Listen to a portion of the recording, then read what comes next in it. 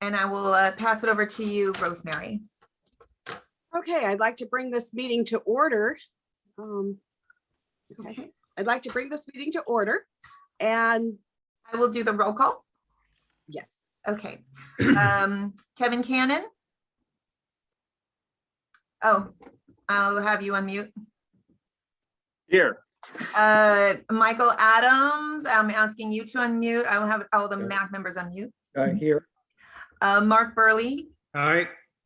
Amy Elliott is unmuted. Aye. And Rosemary Allison. Aye. Great, you're all here. Okay, who would like to lead us in the Pledge of Allegiance? I don't know who's out there.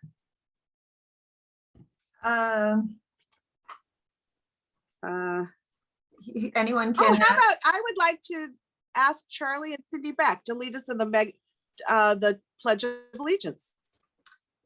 You'd like to ask who? Let me just. Charlie and Cindy Beck. I see their name there. Okay, I'm gonna have to where I don't see them because I've got a bunch of people here. So I'm gonna have to, there they are. I'm gonna ask you to unmute. There you go.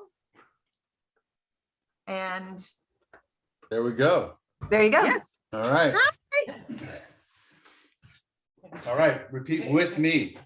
I pledge allegiance to Allegiance The to flag the flag of the United Of the United States States of of America, America. and to the for republic which it And to the republic for which stands, it stands, and One one nation, under God, under God, indivisible, indivisible, with with liberty liberty and Justice justice for for all. all. Oops, sorry, I go. guess Thank you. Thank you, Rosemary. sorry, I Glad didn't to have see the you flag here. up. Okay.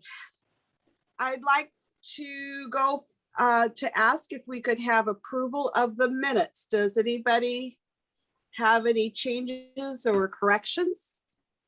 No. no, No. Okay, so I just Okay, need, go ahead. Could I have someone to please move to accept the minutes as they stand? I so move. Kevin and Mark seconds. I'll do the roll call. Kevin Cannon, Aye. Michael Adams. Michael Adams, There we go. Aye. Mark Burley, Aye. Amy Elliott, Aye. Rosemary Allison. Aye. Okay. Okay, time for agenda review.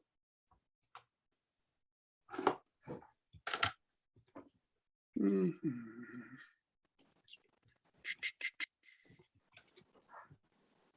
Any changes to the agenda? No. None? Okay. Okay, Okay, you know what, Denise, because you know we have a host of guests tonight, why don't you tell me the order that we need to take them in, because some are coming in at certain times. well, next is public safety reports, and we have Lieutenant Key. We also have Commander Heather Hoagland. And I believe well, why don't we start with Lieutenant Key? And I think, We also have Becky Purnell, I'm just saying. and yes, that's the other one. Yes, Becky Okay. Purnell. So I'm asking all of you to unmute. There we are. There you are, Becky. Okay. All right, so why don't we start with Becky? Okay. Hi there. Sorry I don't have video. But, I'm filling in for Fuller while he's out on injury leave. Sure. And I think he talked to you last time probably about the catalytic converter problem, the thefts going on. That is still a big problem all over. It's not just our area, it's happening everywhere. Did he tell you about our etch and catch program? Mhm. Yeah. Okay, so we're still going strong with that. So there's the 10 different auto shops in Moore Park that will do this for free for anyone that wants to. You don't have to be a Moore Park resident. So if you need any flyers on that, I can email them out. And then the other issues, there's really nothing major going on in Santa Rosa Valley right now. But throughout the county, we are still having the residential burglaries where it's the Chilean crews coming in from for the most part is the Chilean cruise. And so we just ask that you keep an eye out if you see anything at all suspicious, any cars driving through the area that you don't recognize. And if they're driving slowly, checking out the houses, if you see anybody walking the horse trails, a lot of the times the crews are coming in through open space and they go through the rear slider. They'll break the rear slider, or they'll use a ladder, patio furniture, whatever they can to get up onto a second story. Because a lot of times people don't have the second story windows and doors alarmed. They just have motion sensors inside. So they can break in without the alarm going off immediately. So if your residents see anybody walking the trails that just looks out of place for the neighborhoods, then we ask that you call and report it right away. And that's it. I have a couple questions. Mhm. So they're bringing their own ladders to break into the second story? No, a lot of people keep ladders on the side of their house, or, lean up against a shed or whatever. And they're using whatever they have, whatever the resident has in their backyard. And a lot of times, I even have one in my backyard and I know better, but it's hard to find places to put ladders sometimes. So they end up in the side yard. I see. And are these burglaries, including the catalytic converters, are they happening at the day or the night, or? The burglaries actually are happening just random times. There's no set pattern. They can happen at 8 in the morning. They can happen, when somebody in a little 1 hour window when someone leaves to go out to dinner. And same thing with the catalytic converters. It used to be that they were happening in the early morning hours, 2, 3, 4 in the morning. Now they're happening in the middle of broad daylight in parking lots. So they're getting very brazen with their, and I think it's because it takes such a short amount of time. They can be under your car and have the catalytic converter cut out in a matter of 2 to 3 minutes. So there are devices that you can buy and have installed that, there's different devices. There's like a cage kind of thing that goes over the converter. There's different things that clamp onto it to help prevent theft. And I haven't heard any reports coming out of our area yet of the thieves being able to defeat those devices, but they are pretty costly. It's a couple $100 for the device, and then you have to pay to have it installed. But in the grand scheme of things, with how much it costs to replace a converter, it might be something to consider, especially if you have the high target vehicles like the Toyota Prius and the Ford F-250s are real big right now with getting theirs stolen. Thank you. Quick shout out if I could. Mhm. About a week ago, back off Hill Canyon, right at the gate where it goes into the water treatment plant, there were about 20 cars, those racing cars.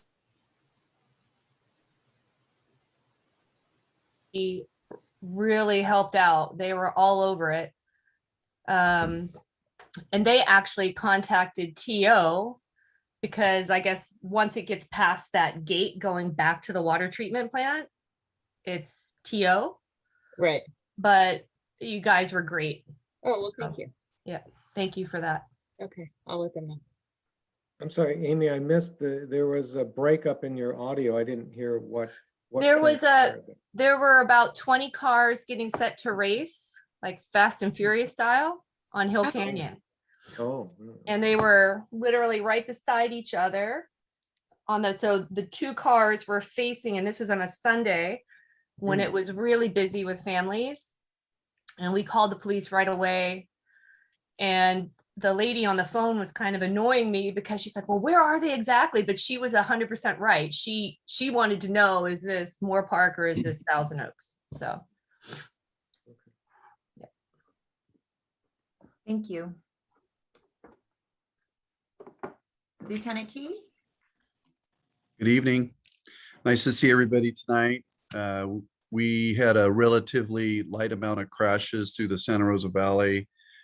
Since the last meeting, there was just a couple of non-injury collisions and one collision that actually involved a DUI driver, which we arrested and booked into jail.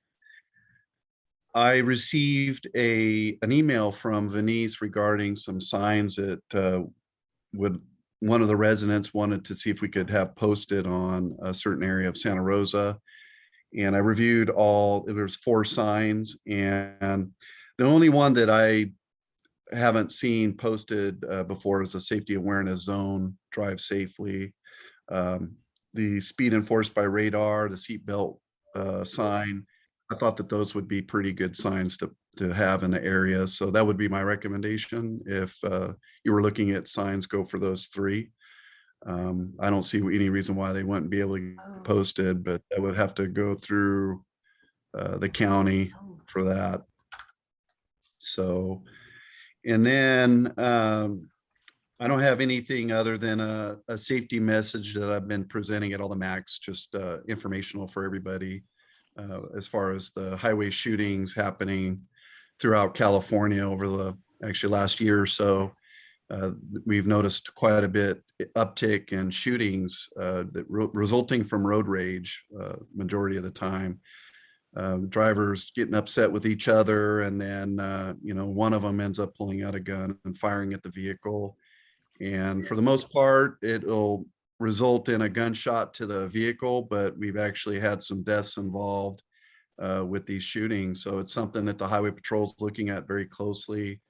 We're forming task force to address the situation, and it is difficult to be out there at that particular time to catch these individuals. But again, the public support will help us in that endeavor. So I urge you, if you're having any issues with another driver, the best thing to do is to call the Highway Patrol and allow us to do our jobs, and we'll be able to make stops, and if something's that's unsafe driving or they're doing something, we can hold them accountable, but never take it into your own hands and get into any altercation. It's just troubling times right now with the firearms. So just thought I'd share that with you. That's scary. Thank you. I know I had somebody pass me on the left-hand side on the other, going through a double yellow line. And I did take a picture of his license plate, but then I didn't do anything with it. Where would we send that if we were going to send it to you? Yeah, send it to me. You can, I'm sure Venice would be okay with you sending it to her, and then she can refer it to me, or send it straight to my office. And, we can, there's a lot of different options we have. Sometimes we can write a letter to that person, the driver, and them knowing that the Highway Patrol has their license plate and information kind of makes them feel uneasy. And if we can put a scare into them to stop it, that would be worth it. So yeah, it's hard to obviously prosecute. The less evidence we have, the less likely it is to prosecute, but we can definitely send a letter of what our observations were through you, and hold them accountable and put some fear in them. Okay. Thank you very much. I appreciate that. Yeah, no problem. Does anybody have any traffic related issues happening in the area that I can address? I don't see any hands. If not, yeah, you can introduce Heather. Sure. So we have Heather Hoagland. I think you're unmuted, Heather. Heather Hoagland is our commercial enforcement, which I know you guys are interested in. Yes. So yes, I'm Lieutenant Heather Hoagland. I just recently took over the Conejo Commercial Vehicle Enforcement Facility. We're on the 101 north and southbound side. You sort of need to look over to the side to actually see us, but right before the grade into Camarillo. And we also have the 118 scale on the westbound side and the pullout on the eastbound side. So I'm getting up to speed. I took over July 1st and have a great group of guys that are very knowledgeable about commercial vehicles. I did want to point out that it is National Truckers Appreciation Week this week. And just to remind people, how lucky we are that we have the truckers that are getting goods and services delivered, so that when we go to our favorite stores and need to buy our favorite things, or if we prefer to shop online, the truckers are still delivering those goods and services to us. So if you know anybody who's in the trucking industry, or if you happen to just bump into somebody, it would be a good time. It's through the 18th of September. So this Saturday is when Appreciation Week ends. Say thank you for your service. I'm sure they would appreciate that. People are noticing. Thank you. Thank you very, very much. Okay. Now, is that it for our safety reports? Believe so. I don't see any. Actually, comments. You know Oh. what? I meant to bring it up, Venice. I know it's Yeah. in the Somas area, Oh, but okay. we have a Coffee with a Cop event that's actually happening in Somas area on the 25th of September between 10 and 12 at the Somas Market, right there on Lewis Road. If anybody's interested in dropping by and having a cup of coffee, or I hear their breakfast burritos are pretty good, you know, feel free to stop by if you're not doing anything and say hi. And we plan on having half a dozen officers there just to interact with the public and just let you kind of see us on our off time, you know, just we're actually personable. We're not that bad. So please feel free to stop by. Thank you. Thank you. Well, please you let very us much. know the next one. I can't make this one, but I will attend the next one for sure. Sounds good. Okay, Thank you.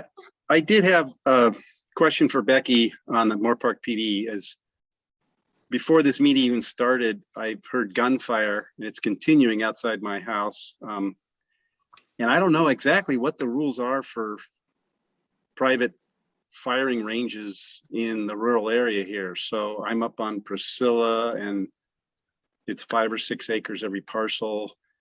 I know my neighbors do have shooting ranges, but man, this has been going on for more than a half hour or so, and loud, like gauge guns are firing off in automatic weapons. So what are the rules out here for private firing ranges? Let me find her. Let's make sure she's able to speak. There we go. Okay. I've asked. Okay, can you hear me now? Yes. Okay, I was stuck on mute, Yeah. which isn't necessarily a bad thing. So for private ranges in the county area, I will have to look into that. I work city, and the rules are quite different between city and county. So, and I don't want to give you bad info, so I'll have to look into that, and I will I'll let you know. But if there's a problem occurring and it's creating a noise disturbance or any unsafe situation, definitely call dispatch and have patrol come out and we can take care of the problem.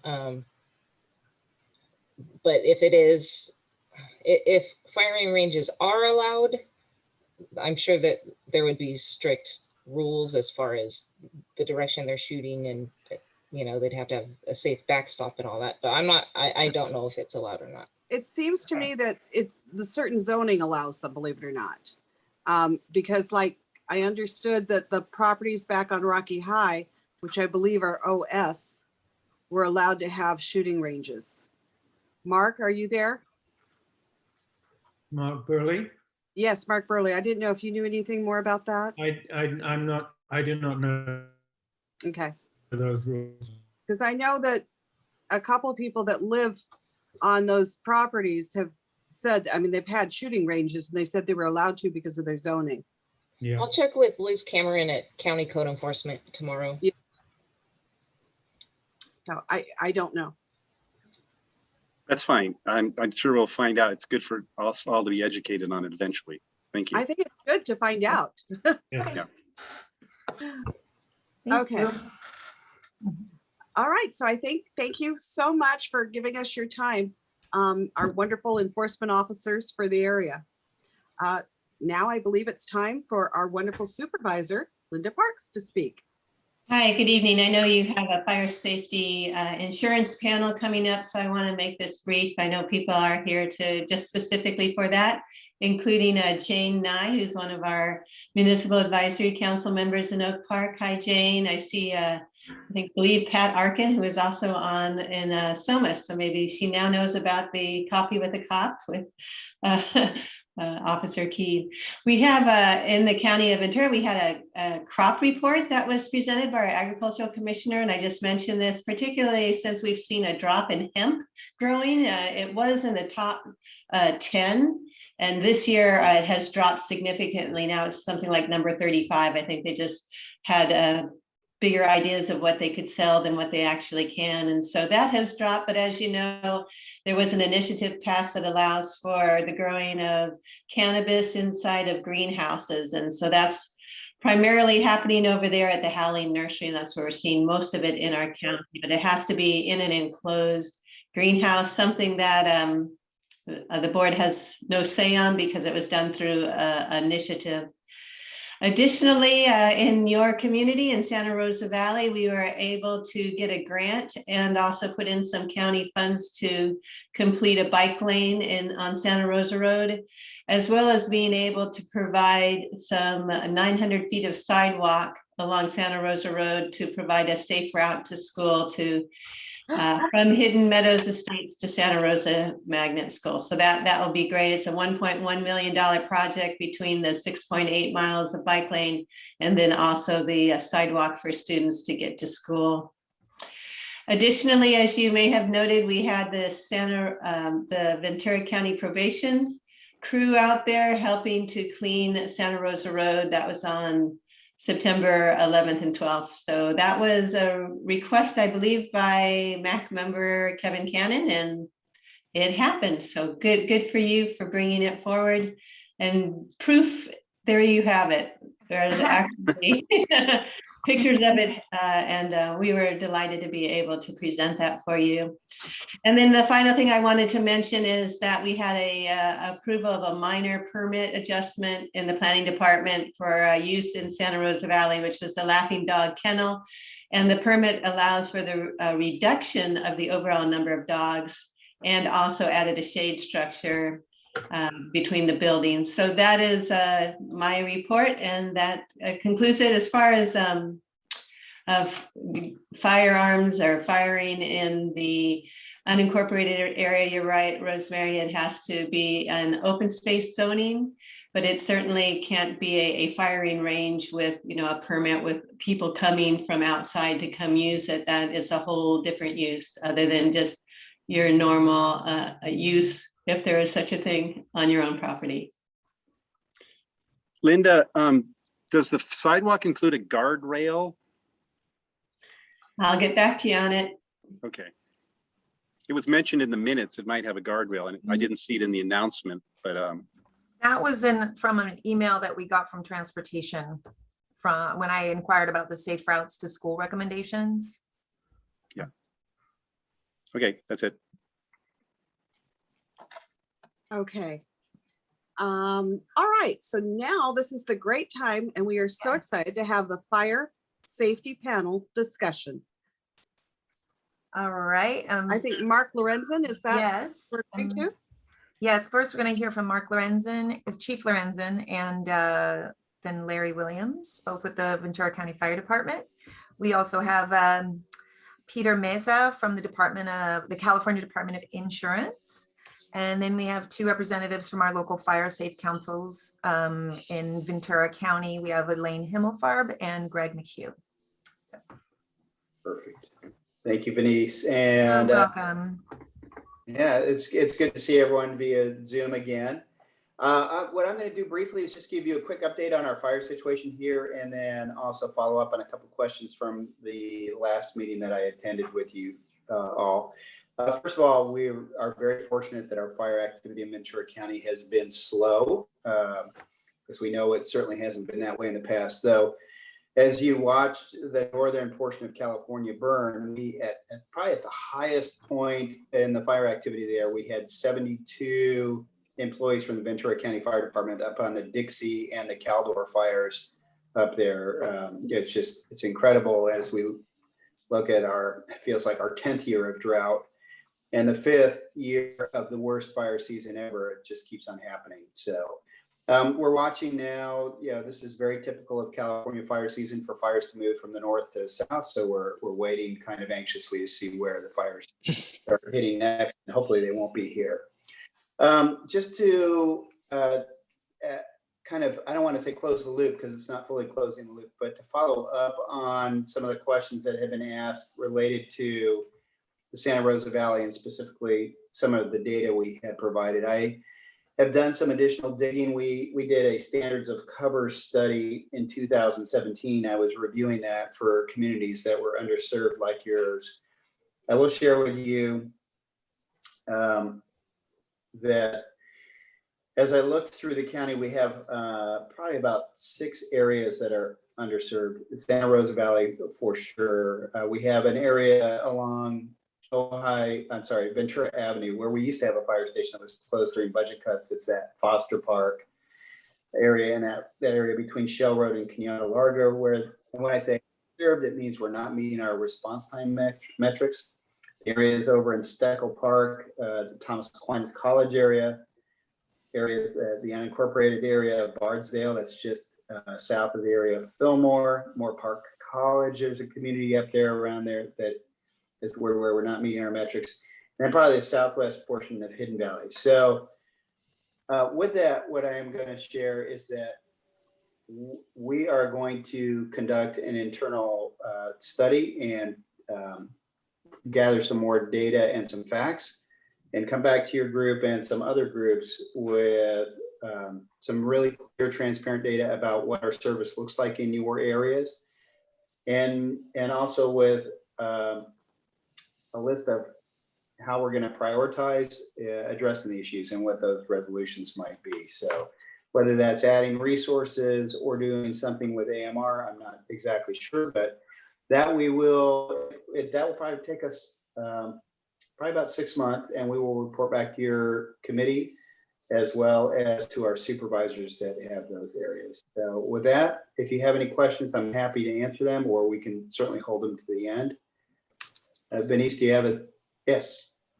I was thinking we could hold them to the end just so we can make sure we get through all the presenters, if that's okay with you, Rosemary. That's fine. Okay.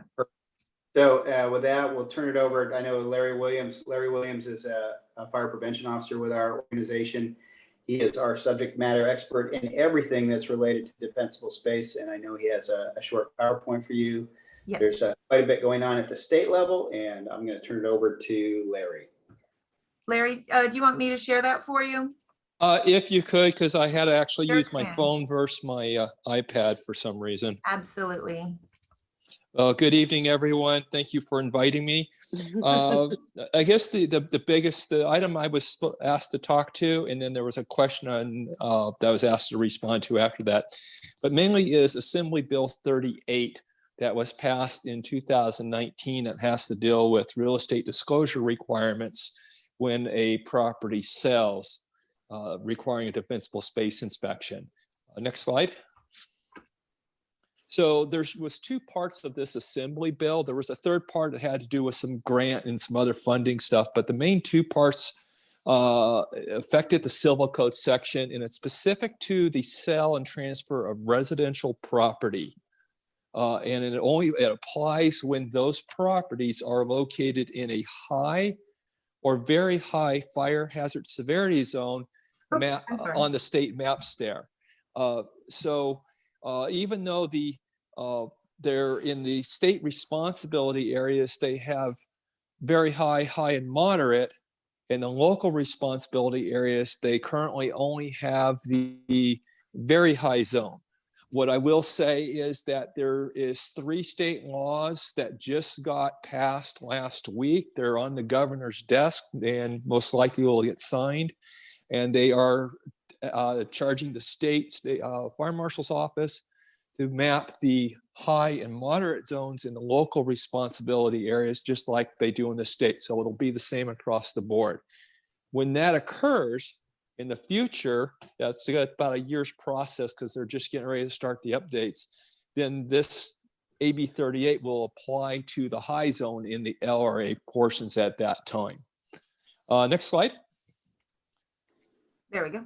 So the two parts that affected the real estate transfers, part one was actually effective January 1st, and it had to do with home hardening disclosures of certain information of when the home was built.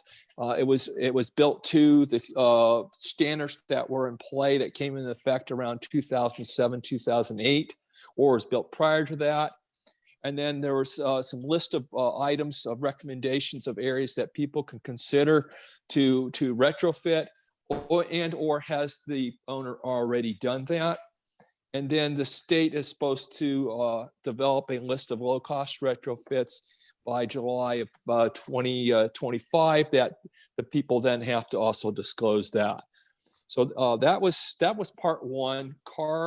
California Associated of Realtors did a standard disclosure form, and then effective July 1st of this year, as we move into the next slide,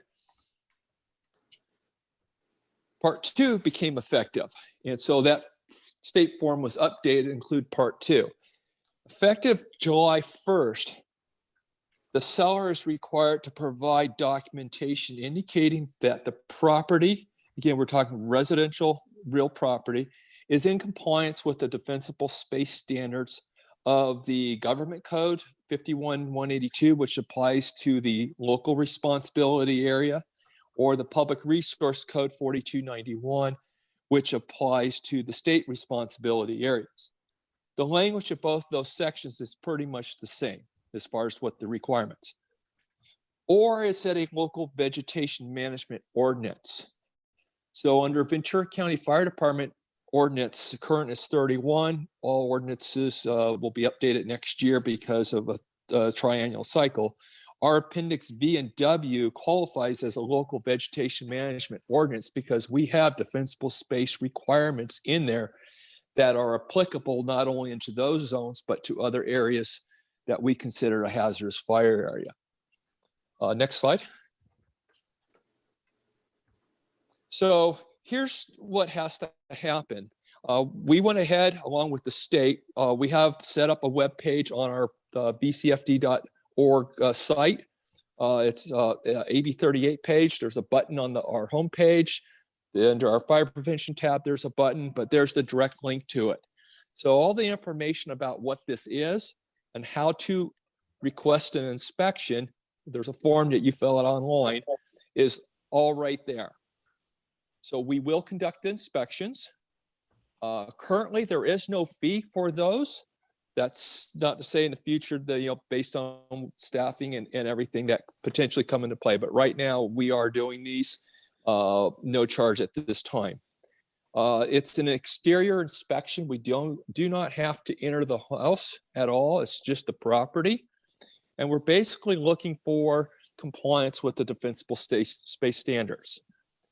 Now, the big item that comes into play is we have roughly 18,000 parcels in our county that are in our annual fire hazard reduction program. So they already receive an annual inspection. If they've received an approval in the prior 6 months, we can use that to meet this requirement. Otherwise, we have to conduct a new inspection. And we have roughly 60,000 parcels that are in these fire zones subject to AB 38 that are not in our annual program. So when they transfer, that will trigger an inspection at that time. So the potential for parcels that have to be inspected is tremendous out there.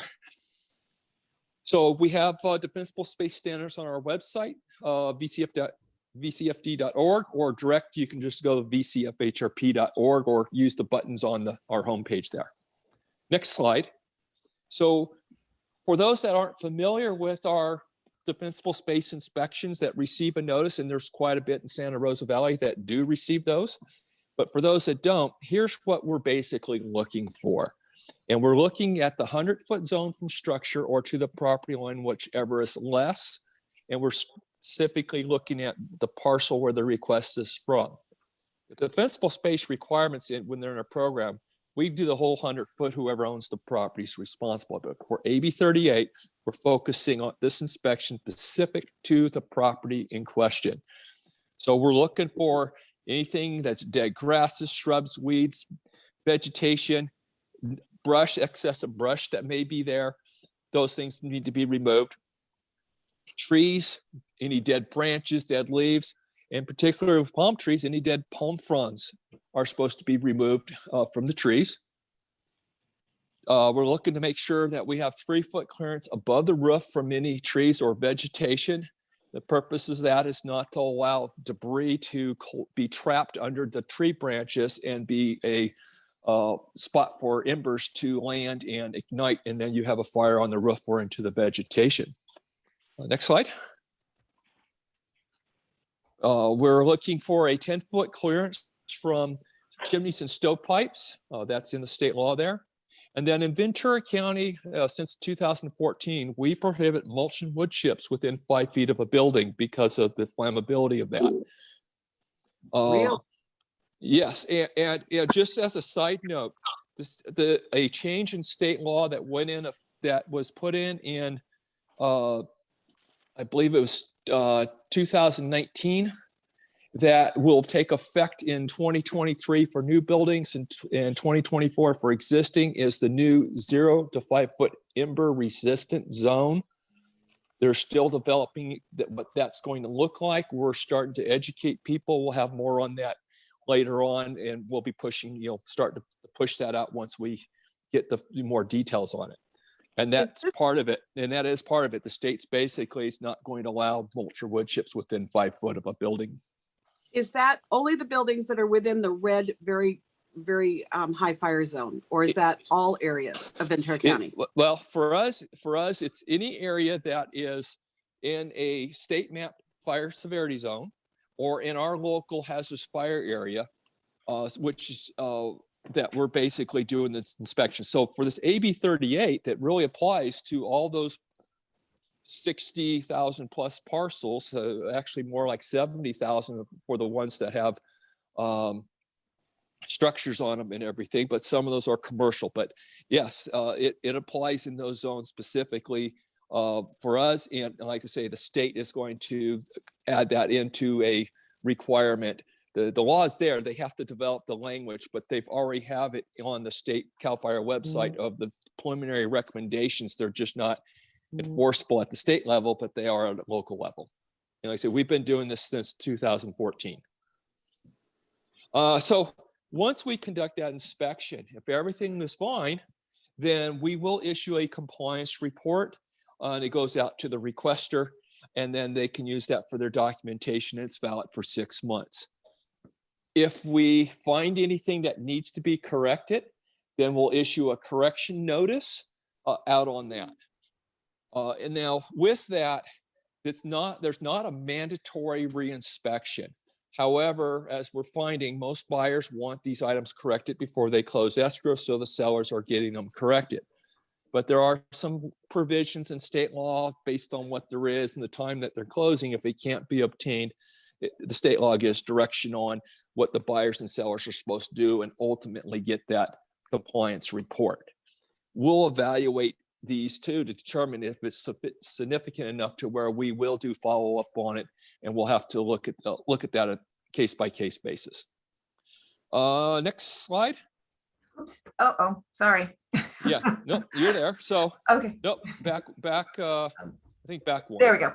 There we go. So where are these fire severity zones in the Santa Rosa Valley? So CAL FIRE has on their FRAP page, they have a fire hazard severity zone viewer that and we have a link on our website to it. And you can zoom in to Ventura County and you can see where these layers are. Up in the upper right, there's the legend that describes these. So basically in the local responsibility area, the very high zone is red. In the state responsibility areas, the very high zone is that pinkish color. The high zone is the orange. The yellow is the moderate, which is not subject to AB 38. And anything that's not colored, your gray is outside of zone and not subject to AB 38. So if you take the next slide, I sort of split the valley up. This way. No, this way. I split the valley sort of. So here you can see the city of Camarillo on the left-hand side there.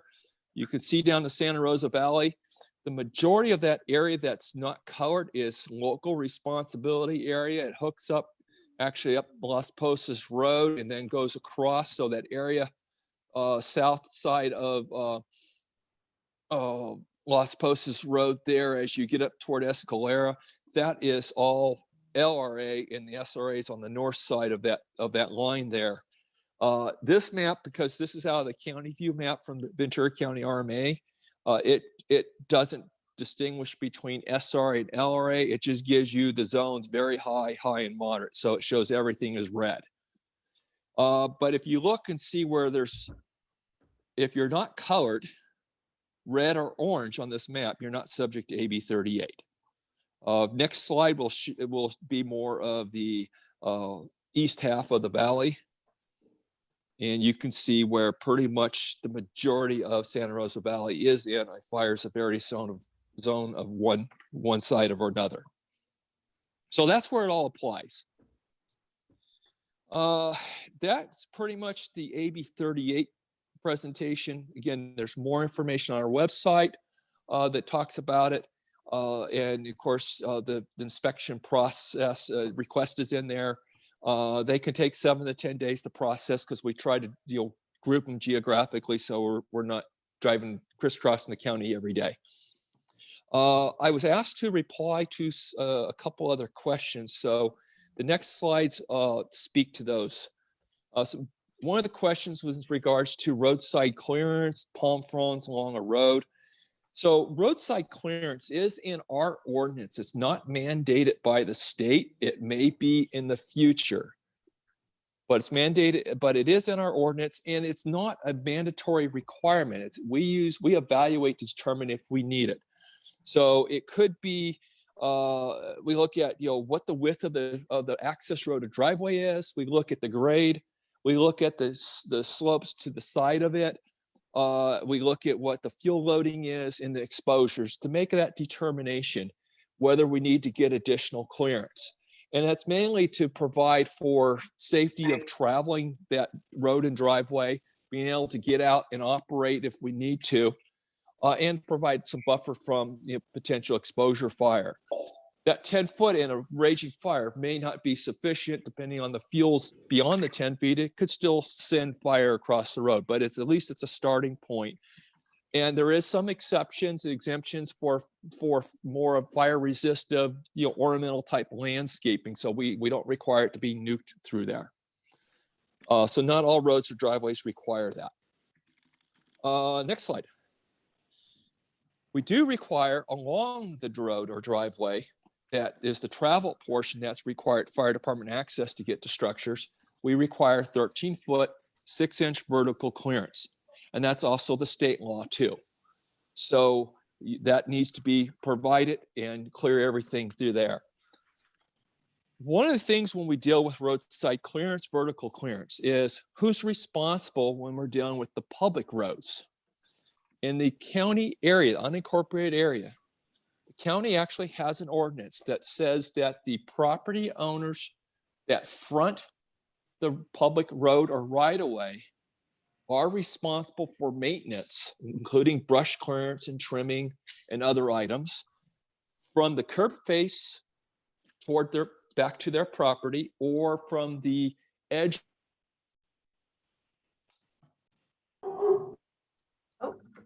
We lost you. Uh-oh. There, Larry? huh? He's unmuted. Vertical clearance, Public There we Works will usually take care of that. Oh, we lost you for a second there. Lost I'm me? sorry. Yeah. Yes. The last Oh. thing we heard was you were talking about the property owners fronting public roads. And I was going to Okay. ask, fronting or also backing from public roads is my question. Well, the property fronts a public road, whatever the adjacent property along that road, whether the road's on the front of the property, side of the property, rear of the property, it Okay. doesn't matter. If that property that borders the public road in the unincorporated area is responsible for maintenance and clearance of anything beyond the curb face or the improved shoulder. Okay.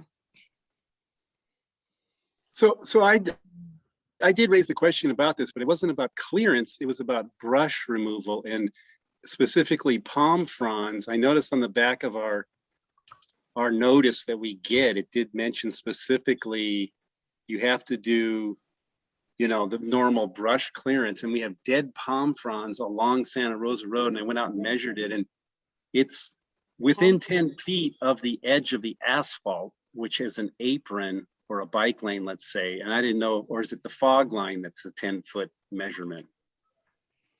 Again, it's not a mandatory requirement. We're going to evaluate. And when you look at Santa Rosa Road, due to the width of Santa Rosa Road in the shoulders, we would not be requiring any roadside clearance along Santa Rosa Road. As you get off Santa Rosa Road, you start getting up into the homes and the properties where the roads start narrowing. Even Las Posas Road going up, Escalera's got a large shoulder and V-ditch along it. Most likely we're not going to be doing that. But as you get up to Priscilla and some of the interior streets, we can ask for that.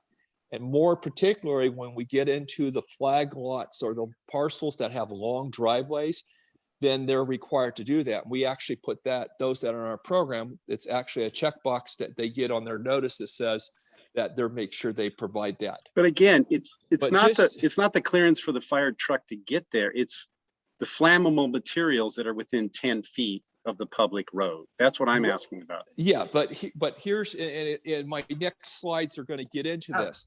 Our brush clearance requirement is the 100-foot when you're in the zones that require you to receive these notices or meet defensible space requirements. Then we're looking at that 100-foot zone from the structure.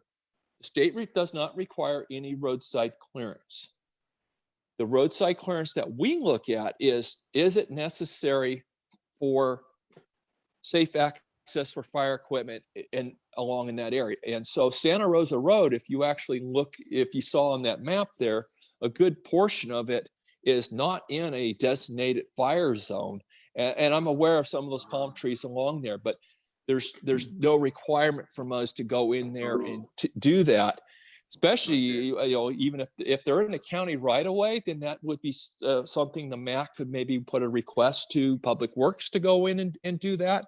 But again, that whole issue of along public roads in the unincorporated area that property owners are responsible, that would be something for you guys to discuss. But most of Santa Rosa Road, we're not requiring a 10-foot road clearance along that area. Got it. Thanks. Okay. But as your question about the fog line or edge of pavement, if I've got a road with, a 20-foot, 24-foot road that, or a driveway, I'm going to be looking at how much shoulder area is there, improved shoulder area, to make that determination from the travel area. Do I need that additional clearance? So I may have a fog line, but if I've got an 8 to 10-foot shoulder, or I got the shoulder in that V-ditch, then there's no reason to go 10 feet beyond that. It's not going to provide the immediate benefit. Plus, in some areas you have to look at, if I got a mid-slope road, doing 10-foot brush clearance and having brush on both sides of it in event of a fire is probably not going to provide any extra benefit, because the fire is just going to be roaring right across it or blocking that access as you go through. Okay, so moving into the next questions here, like I said, there's no requirement for brush clearance beyond 100 foot. We get people wanting us to go beyond 100 foot and clearing hillsides, and we do get concerns about dead brush, dead trees, even palm trees, and they're outside that 100-foot zone. Unfortunately, we don't have, the regulations do not require them to do anything with that. That could be something for a community, maybe a community project to go through areas and do some thinning and clearing in some of the open space parcels or large parcels that make up a private land, but it's nothing we can require. And then also, if someone does have a vegetation concern or a complaint, we have a contact us on our page on our website on the homepage, and in there you can submit the information, and then it'll come to us and we'll go out and evaluate it. But again, not all concerns, complaints can be addressed by the fire department if they're outside the scope of our programs and our regulations. And I think that was the last slide. So there's my contact information, plus our fire hazard reduction program email and phone number, and that people can get a hold of us at. One question. I remember in one of the documents we had at the last meeting, it said that vegetation had to be cleared 5 feet from the building, or at least flammable vegetation. Okay, is that in AB 38 or? No, that's AB 3074 is the one that introduced the 0 to 5 foot ember resistant zone. We actually have the start of that in our defensible space standard that we issued in 2019, and in our wildfire property assessment brochure that we sent out after the Woolsey fire for folks. And we have it as a recommended no planting zone or a low planting zone. So we've actually started to put that in play before the state law actually changed. And the state now has it. And again, they're developing those standards. But it's not the vegetation removal out of that 5 foot zone is not required at this time. And it doesn't mean everything's coming out. We still need to see what the state is going to issue as the criteria. They are going to be kicking off that project here with, they're actually presenting it to the Board of Forestry, who's responsible for it, next week at their meeting. I think it's next week. And they're going to start that process because they are required by state law to develop these regulations and look at all the defensible space regulations, what, not changing the 100 foot, but what that 100 foot zone looks like. That has to be done by January 1st of 2023 when the zone takes effect. So, and the laws that just changed actually codify and put language in there of stuff that we're actually already doing in Ventura County. So it's not going to be a huge change, but we will start changing, updating some of our standards and brochures to move toward that direction. Okay. Can I ask you a quick question? Can you hear I'm me? here. Oh, hey, Larry.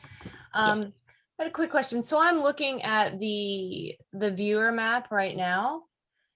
And of course, I go straight to where I live, right? So I just want to make sure I understand that I'm looking at this correctly. So for instance, I see the folks that live up in Buggy Lane, Summerview Court, Liberty Hill. They're in the riskiest area, correct? Yes. They are in the red zone. Well, I don't have They are. it open in front of They're me. in the I'm red looking zone. at- Yeah, I see that. So, so I live right below that zone. And to be honest, this is just curiosity. I don't know if you know this or not, but like, so for instance, like Rosita Road, because I live right here, what makes it, so I live in the local responsibility area. What makes that break? Okay, so two separate items here. State responsibility, SRA, versus local responsibility, LRA. The state is required to provide fire protection in state wildland areas. So they are required to map these zones. And then they update these zones every 5 years. We just went through a process in 2020. The next ones will be 2025. So they've issued out and said, based on some criteria they use here, and it has to do with what the fuels are, what the parcel sizes are, what the density of buildings are. There's a lot of that goes into play with that. But they issue these maps, and then, as the chief could allude, if you're not aware, they actually provide funding to us to protect those areas instead of having CAL FIRE stations here. So they define the state responsibilities and the local, everything else is a local responsibility area, unless it's federally owned, then it's federal.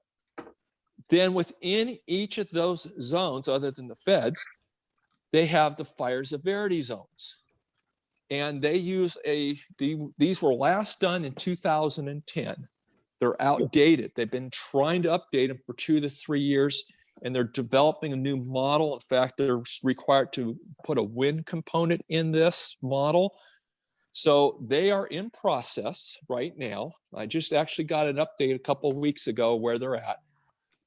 They are testing the model in another CAL FIRE area unit to validate it's working.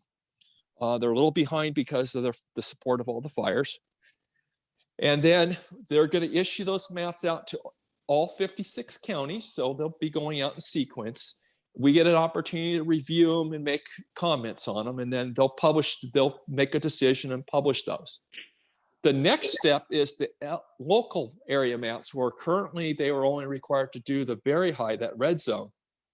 The new law, they're now going to have to do the same 3 zones that they do in the state area. And we all know fire doesn't realize it's crossed from state to local area or what zone. It just knows where it can burn. So the local areas are now going to get these additional zones. We also foresee with the new model that those zones, the red zones, going to expand. We haven't seen anything. They were hoping to start getting them to as October, November, but now it sounds like we're going to probably end up getting them first part of the year. When they come out, we have to have a public review process with them. And then we go back and forth with the state, and then we will have actually adopt those hopefully by the end of next year or sooner if we get them sooner. So that's what defines it. And I can already see, just looking in that area up there off of Rosita and to the east there, Duval Road there, you got some areas there that why did it stop when the fuels, the brush goes right, continues down even lower. So we got a lot of areas that need to get remapped and cleaned up with that, and that's what's going to occur. I was looking at it, I'm like, oh, it looks a little off. We've had someone say, like, for the Ojai area, just paint the whole area red. Okay. Larry, this is Rosemary Allison. I need to just ask 1 second. Wait, Larry, if I could keep you on the line, our representative from the Department of Insurance needs to speak now. And if I could keep you on the line until after he speaks, I'd really appreciate it. Yeah, I'll stay on. I'm gonna mute myself because I'm gonna take care of some other stuff, but I'll listen in. Okay, great. Okay, Denise. I have Peter Meza from the Department of Insurance. Okay. So good to be here. Thank you. Thank you Thank kindly you. for the invitation. My coworker is here, Zulemi Gonzalez, and she's going to help me with the slides. I've asked her to go ahead and move to slide 13. If I did this presentation, if I just stayed on the topic of AB 38, I would be done in 20 seconds. Okay.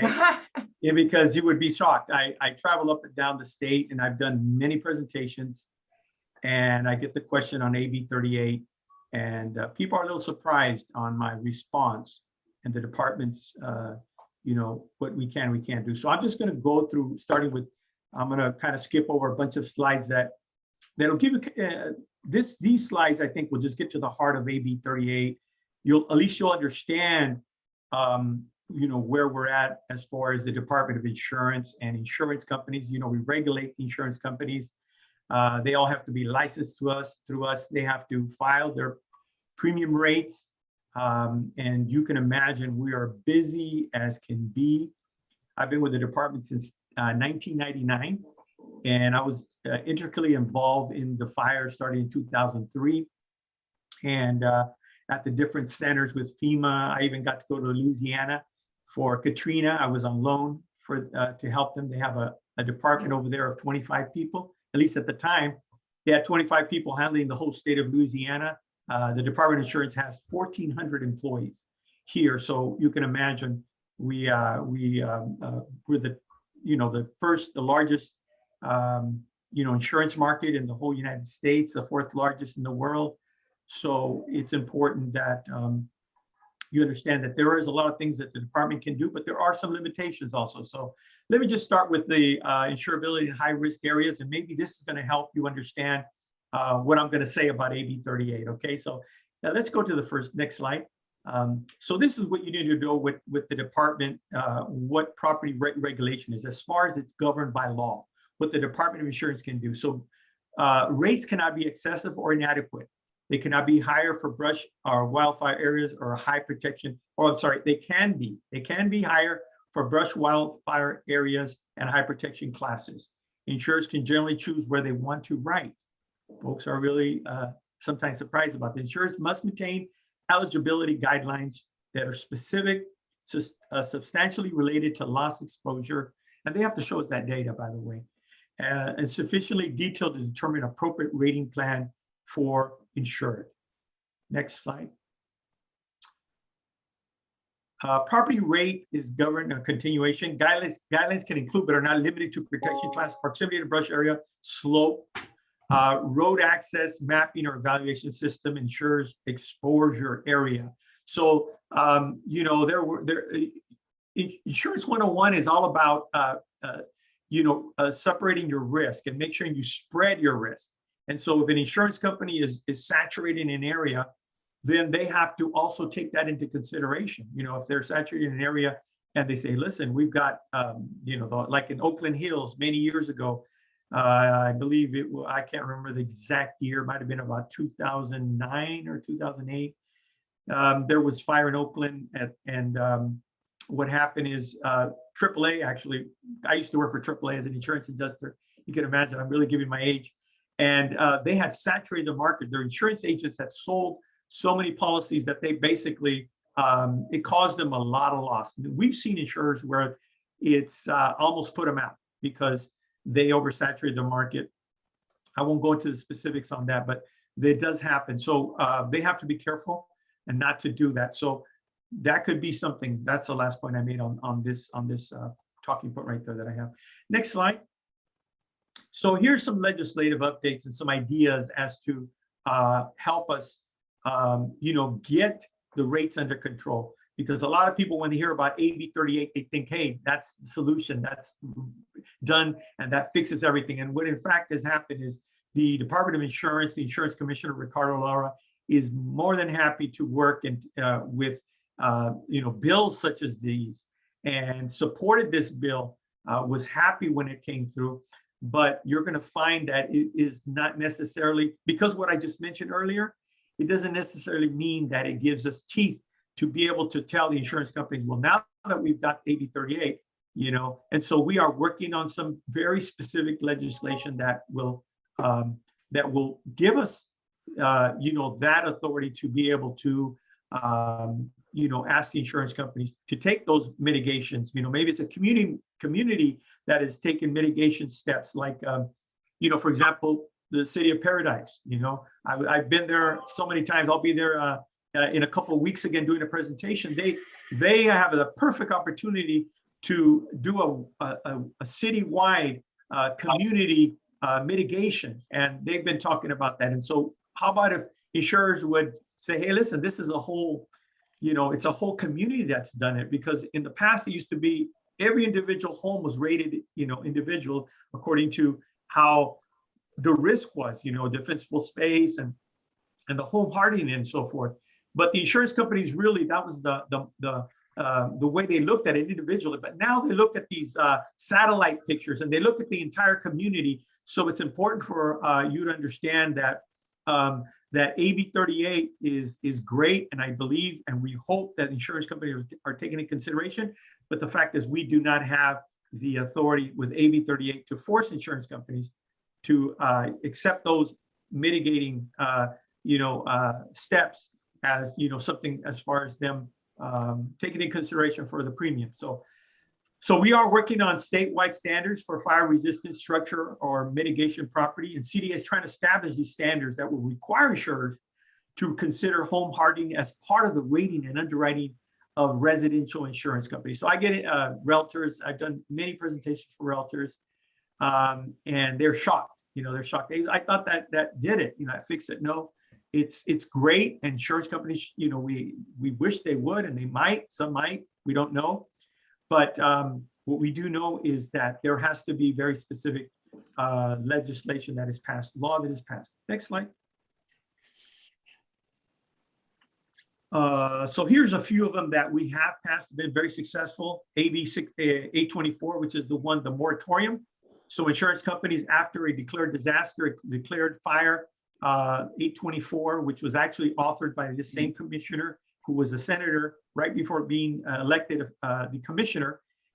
He sponsored this bill. He was involved in it, and it allows him the authority, allows the commissioner, the insurance commissioner of the state of California, to place a one-year moratorium from not only those that are involved in the zip code where the fire occurred, but also in the surrounding areas, the surrounding zip code. So it's been very effective. He's been able to do, I think, over 1.1 million were protected in 2019 and about 2.4 in 2020. So it's a great bill. SB 894 helps uninsured, underinsured. So sometimes, and we've been hearing this even from the latest fires up in Lake Tahoe and so forth, that a lot of folks are underinsured. This bill allows folks to move the coverage that they have under A, which is usually a big chunk. I'm sorry, to move the number from B, which is the smaller amount, and move that into the bigger chunk, which is A, and that will help you cover the dwelling coverage. Coverage B is other structures like fences and pools and detached garages. So that coverage usually doesn't have the great amount, but at least you could use that amount and move it to your dwelling amount, which is the amount to rebuild your home. So then there's the SB 240, which is an Insurance Adjuster Act. We heard a lot of complaints about out-of-state adjusters coming in, and then all of a sudden it's switched from one adjuster to another, and people are confused. They're hearing from multiple adjusters. So this kind of tightens that up, and also makes sure that they're aware of the regulations in the state of California. These out-of-state folks that come in, adjusters from other insurance companies that come into work here. 508 provides residential property Bill of Rights. They are required, insurance companies are required to provide this Bill of Rights. The non-renewal is a great thing, because the non-renewals, 45 days, they say, insurance company would tell folks, hey, you're going to be non-renewed. Your insurance is no longer going to be in effect in 45 days. We've been able to move it to 75 days. It gives you a little bit more time. It's maybe not enough, but at least gives you a little more time. Next slide.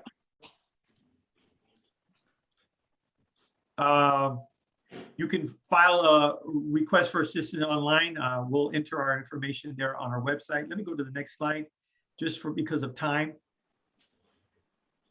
And that's it. Yeah, that's it. Department of Insurance, if you have any questions, that's our number there, 1-800-927-4357.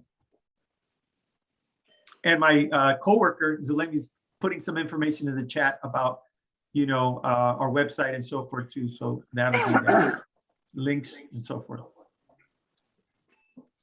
Can I ask you a question? Sure. I'm old enough that I remember you actually got earthquake insurance from your insurer instead of the state. How long do you think it'll be before all fire insurances that they stop issuing, or the insurance companies stop issuing fire insurance and it all goes through the state? Well, let me say this about that question.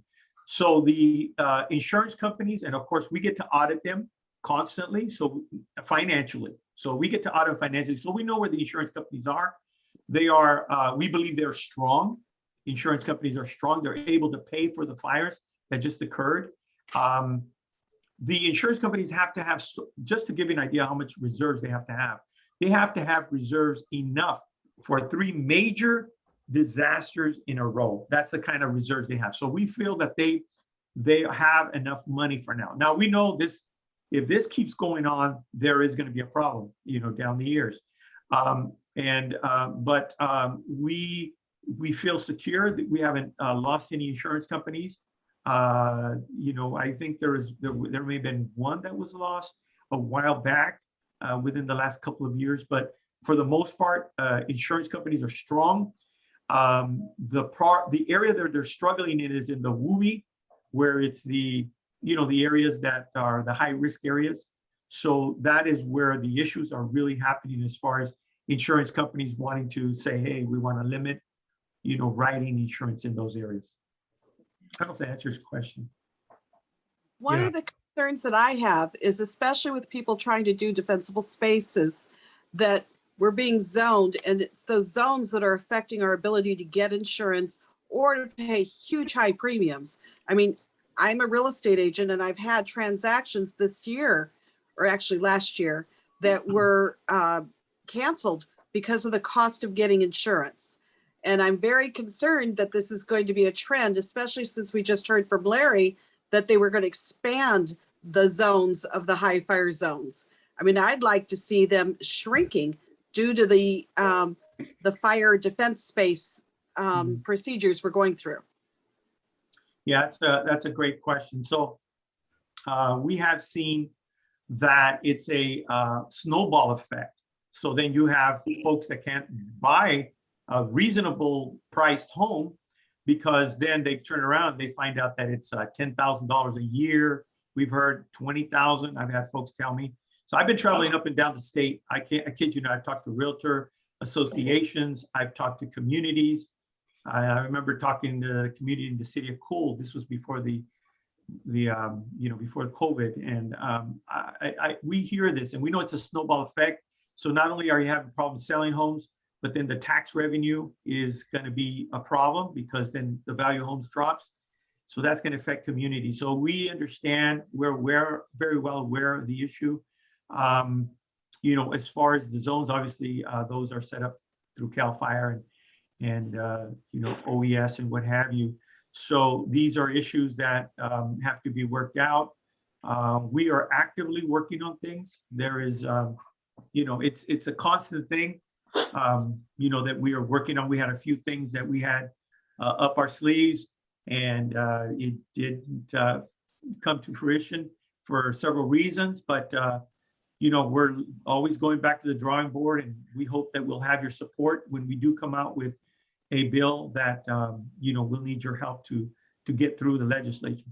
Well, one of our problems is that Fair Plan has a limit to how high it'll go. And I think is it $1 million or $1.5 million? It's 3 million now. It is, they went up, okay. Yeah. Because I know I have one street in this community that the lowest bid I'm getting from insurance company for new sales is over $9,000 a year. Wow. And there's plenty that are asking 20. Yeah. And these are not homes that are $14 million homes. This is one particular street in our community that's been more affected than others. And it concerns me because I don't see why that one street should have had to bear the brunt of this like that.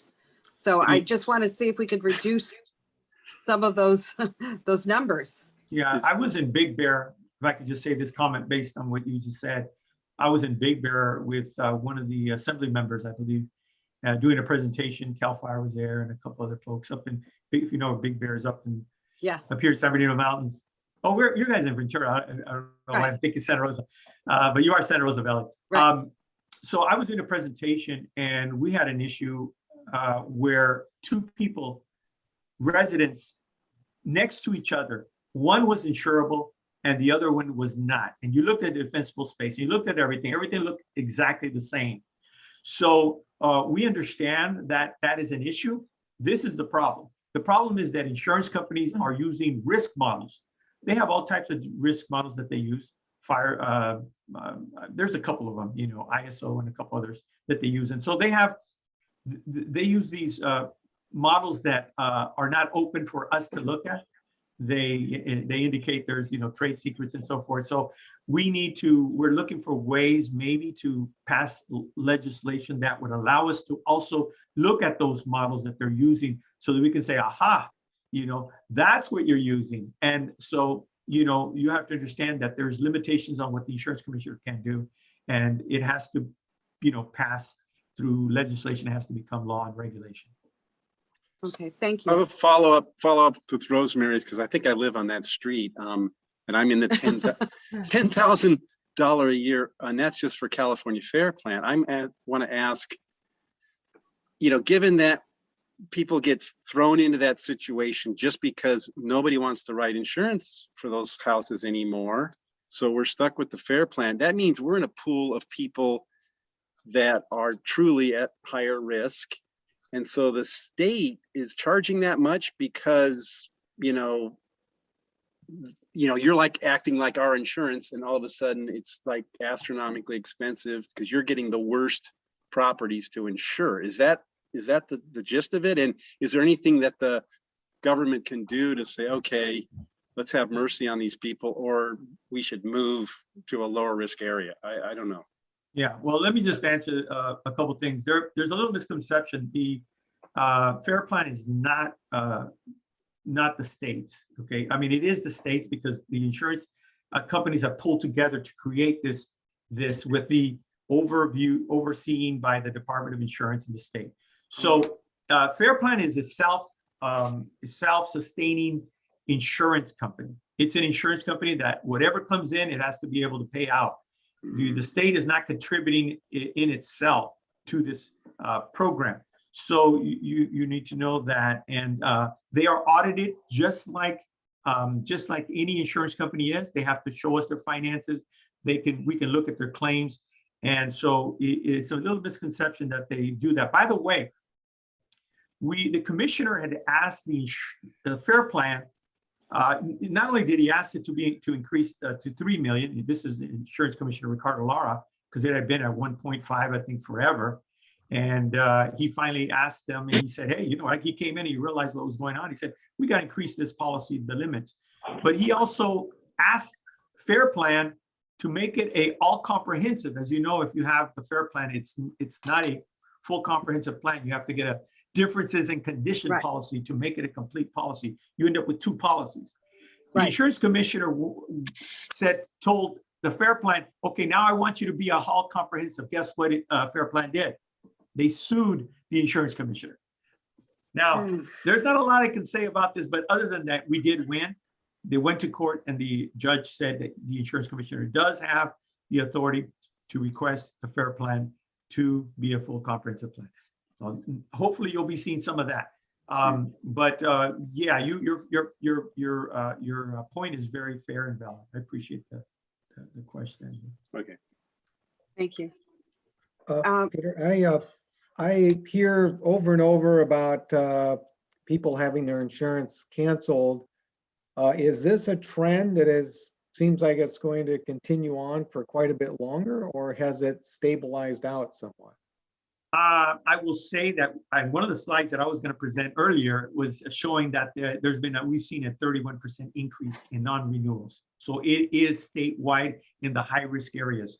High-risk areas are getting hit very hard. The question there, really to answer your question, is this something we see? It just depends on how the fire seasons go.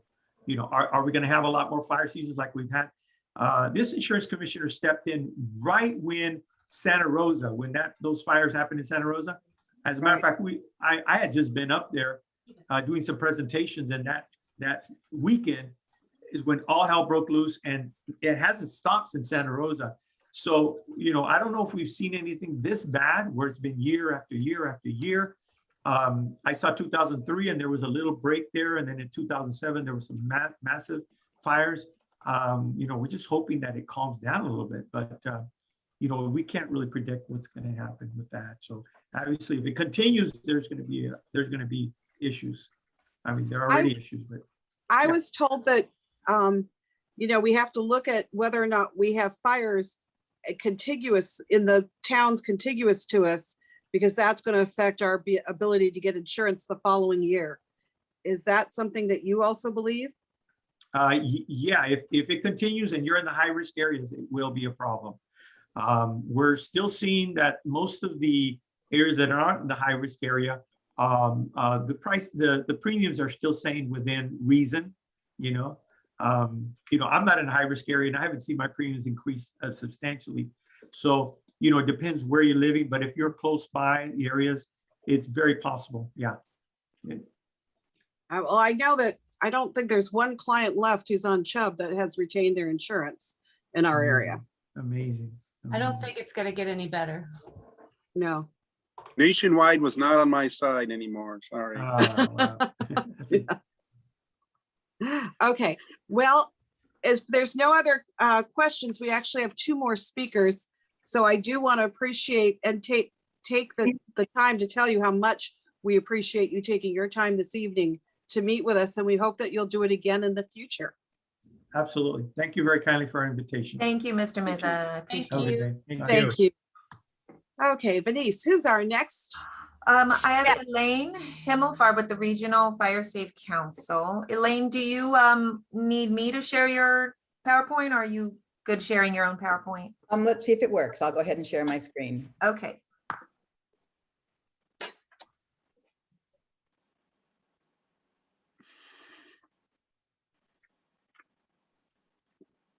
Can everybody see that? We see it. Okay. Well, first of all, I want to thank you very much for inviting me to speak. And my name is Elaine Himmelfarb, and I'm the Executive Director of the Ventura Regional Fire Safe Council. And I thought I would start with, I think probably most of you know what a fire safe council is, but I thought I'd very briefly, and I'm gonna consolidate this talk a lot about a fire safe council. We're not government. Like we've had on this calls, the California Department of Insurance and the Ventura County Fire Department.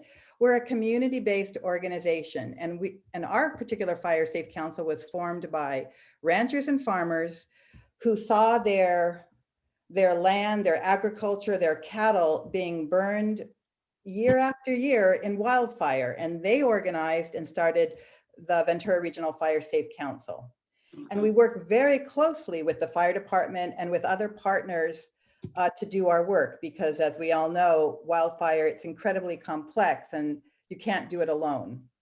I thought, and I think what's also helpful to know is that in California, there's something called the California Fire Safe Council, and it's an umbrella organization that provides funding and support for county fire safe councils. And there's about 125 fire safe councils in California.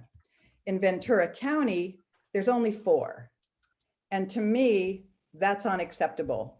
So if there's any message that I can leave you with, is that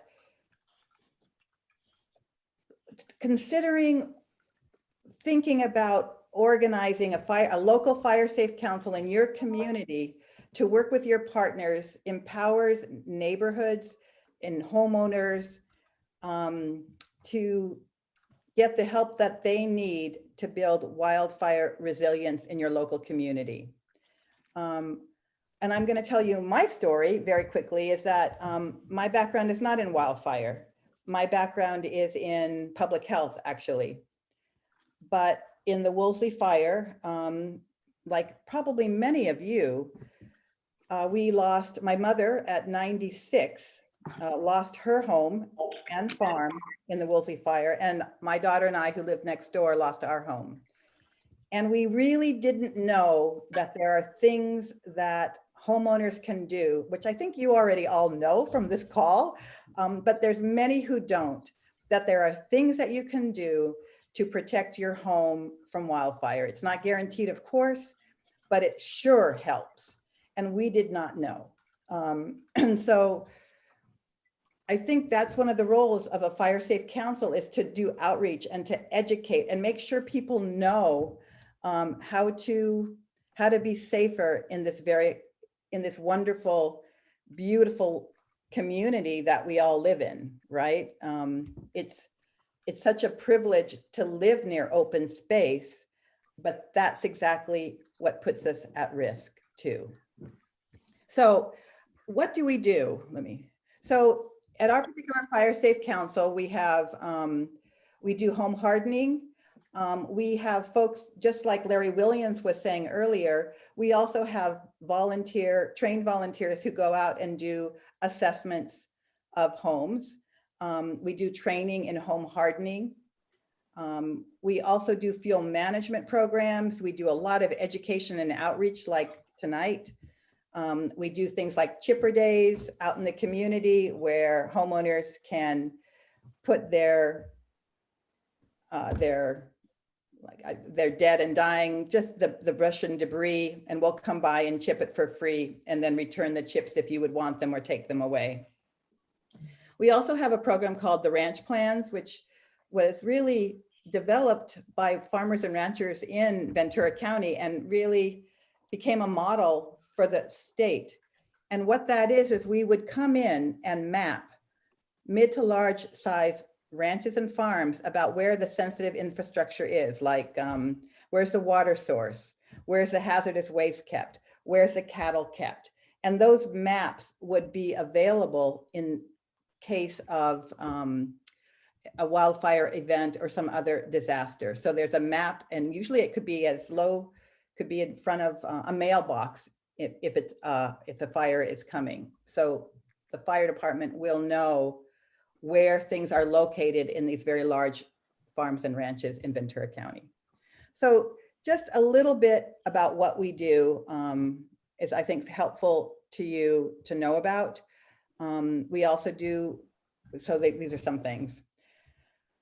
Venice asked me today to talk about home hardening, and I really feel like you seem to know so much about home hardening already. But what I would, so I'm going to go through this very quickly. I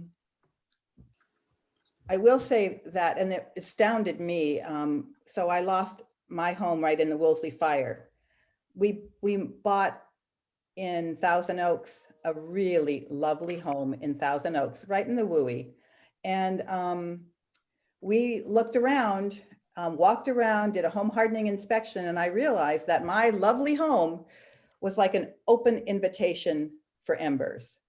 About those vents, they needed to be replaced. There was just so many things that we could do, many of them low cost, to harden our home against an ember intrusion. Because as we know now, it's not that large fire front, right, that's going to put us at danger. Most of the time, it's going to be those tiny embers that can travel miles before the fire front or after, that puts our home most at risk. So let's see. Oh, I'm stuck. Just froze. Oh. So what I'm going to ask you to do, to trim your trees. I want that last one. It just went too fast. Oh, okay. Well, I think that we've talked. I want you to, from 0 to 5 feet, to move any flammable material away from your home, right? Mulch, any dead, dying plants, debris, wood piles, plastic trash cans, anything that could possibly burn, right? Right. Or also anything that could let in those embers. Things like even a doggy door that you would never think about, we should start thinking about in this time of such high wildfire risk for all of us. Remove anything. Sorry? Is it okay to ask you a question? If I can answer it, and I'll try and answer it if I can. Sure, Amy. Yeah. So question for you. First off, I love this so much. And I'm so sorry for your loss. Oh, can't even imagine. Do you have any suggestions for when you live close to somebody and they're obviously not doing what they're supposed to do, which can greatly affect your situation? Amy, it's such a great question, and it comes up all the time.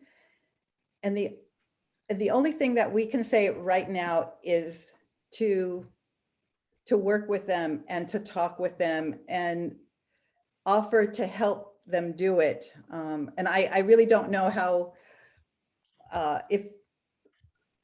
it's really tough. Yeah, it's a tough one. Yeah. Really, really tough. And we know now that, hardening one home, if the home next to it isn't hardened, it's good, but it could be much better, right? And we can help. I mean, we can call, we can talk, we can work on your behalf. That's kind of what a community organization can do. We don't have enforcement, but we are skilled in talking to people. That's great to know right there. Yeah, because it's such a huge issue, is the neighbors. And what we're trying to do now when we go out and do home hardening inspections is to try and really not, which is what we've done in the past, is isolated people will ask us, right, to do it, and we'll go out and do them. But that's not the way we should be doing work. We really need to hone in on really high risk neighborhoods and work with everybody in that neighborhood and do community outreach, do home hardening, do assessments, and do education, right? in a kind of a comprehensive way and work in partnership with the fire department. So that's what we're trying to do now. Thank you. Thank you for Thank your you. question. Maybe, hopefully when things lift a little bit, we can come up with a venue for you to meet with some of the neighbors in our development, in our community. That would be great. We would love Even maybe do it at someone's home so that you can show examples and things. that. That would be exactly what a fire safe council does. So, Yes. yeah. Well, we would like to do that. So anyway, okay, keep going. I'm sorry, we shouldn't have interrupted you. Please go, because I know there's more speakers. So I know there's so many speakers. So One more. okay. So remove anything that's flammable underneath your decks or your porches, right? Clean your roofs and gutter of the dead leaves and debris. And I was thinking, we have a lot of windy events, and in your house where the leaves always collect, right in front of the door on the left side. And then just make sure that those leaves are gone, because those leaves, those dead leaves, that debris, that's a perfect host for an ember to smolder and catch fire. And so it's those little things that you want to think about. To replace or repair any of those missing shingles or roof tiles that would be an invitation for embers. Let's see. So these are just some pictures of before and after you're taking away all that dead brush on the tree. Again, thinning the dense vegetation and removing the lower areas that could possibly catch. Looking at the side of your home or the fencing and removing those it's not only about trees, but removing the dead weeds, looking at the splinters, keeping it as clean as you can. And really, it's common sense. And it's not, we don't want people to go out and spend huge amounts of money. What we want them to do is to make goals of what they can do, maybe for the first 6 months, at the end of 6 months, next year, so that it's reasonable and not overwhelming to do this stuff, because all of us are very busy and it's very hard to do these things. Cleaning out those dead leaves on the roof and in the eaves. Again, if you just look at these pictures, you can see that is a great place for an ember to smolder, right? And maybe catch and get inside your home. If there's a lot of wood that's old and peeling, again, it's a host site for those embers to get in there. On the vents, you want to change out, most of them are 1/2 inch, you want 1/8 inch metal mesh. And what we recommend, if you can get it at Lowe's or Home Depot, and you can get a roll of it and just cut it up and just put it over your vent. And that's what we've done at my house. Consider, keeping your grass green, planting fire resistant plants. And one of our partners, the Ventura County Resource Conservation District, has a drought tolerant garden where they do educational tours where you can look about, and I think they do them every day now. And they can talk with you about what plants to plant, spacing, those kind of things that are resistant to fire. And this was getting to Amy's question, try to work with your neighbors. We'll help as much as we can, because we're all in this together, right? It's a collective problem. And what I'm going to ask you to do, and how I'm going to end this talk, is to, when you go home this weekend, take a clipboard, right? And take a red pen and a green pen and walk around your home and just think with a different frame, what is keeping your home resistant to embers and what is putting your home at risk to embers, and walk around it and make notes. And that's kind of what your guide is about how to harden your home over the next year or so. But to really walk around there, look at a critical eye, look down, look under, look in, look over, any place that an ember could take hold, and think about what it is that might possibly make that more difficult for the ember to be there. Many of us are not going to be replacing our roofs or things like that, but there's many, many, many things that we can do. So let's see. I'm just going to switch over that. I'm hoping that you all are on VC Alert. I'm sure that you are. The Ventura County Fire Department puts out an incredibly wonderful brochure that we have copies of. It comes electronic. I can send it to all of you. It's called the Ready, Set, Go program. It is like for me, it's like a Bible of what every one of us should have to prepare for the next wildfire, because we know it's coming, is to really read the Ready, Set, Go program. And it talks about how to be ready, which is defensible space, how to be alert, how to pack, and how to go and leave early, knowing that you've done everything that you can do to keep your family, your pets, everybody safe. And I guess I would also say that we were underinsured. We didn't know. We thought we were not. It's switching gears about just your insurance thing. We were underinsured, had no idea that we were underinsured. And we're still dealing with insurance companies 2.5 years later, right? It's been a very challenging process. So if I could leave you also with one last message, it would be to talk with your insurance agent and really try and understand what your coverage is. Ask lots of good questions about what's covered, what's not, replacement value, all those kinds of things. And we can also send to you, if you're interested, like tips to talk to your insurance agent. These are the things that you want to ask: 1, 2, 3, and 4. So if that's helpful, I can send that to Venice and we can send it out to the group. With that, this is how you can find me. It's Elaine at venturafiresafe.org, or visit venturafiresafe.org. It's our website. And please think about organizing in terms of, we need more fire safe councils in Ventura County. So thank you, thank you, thank you, thank you. Thank you. Thank you. A quick question, Elaine. Since it is community based that you're working with, and you want fire safe councils to be local to a community, Right. Are you aware of any community-wide certification? I know it came up last meeting.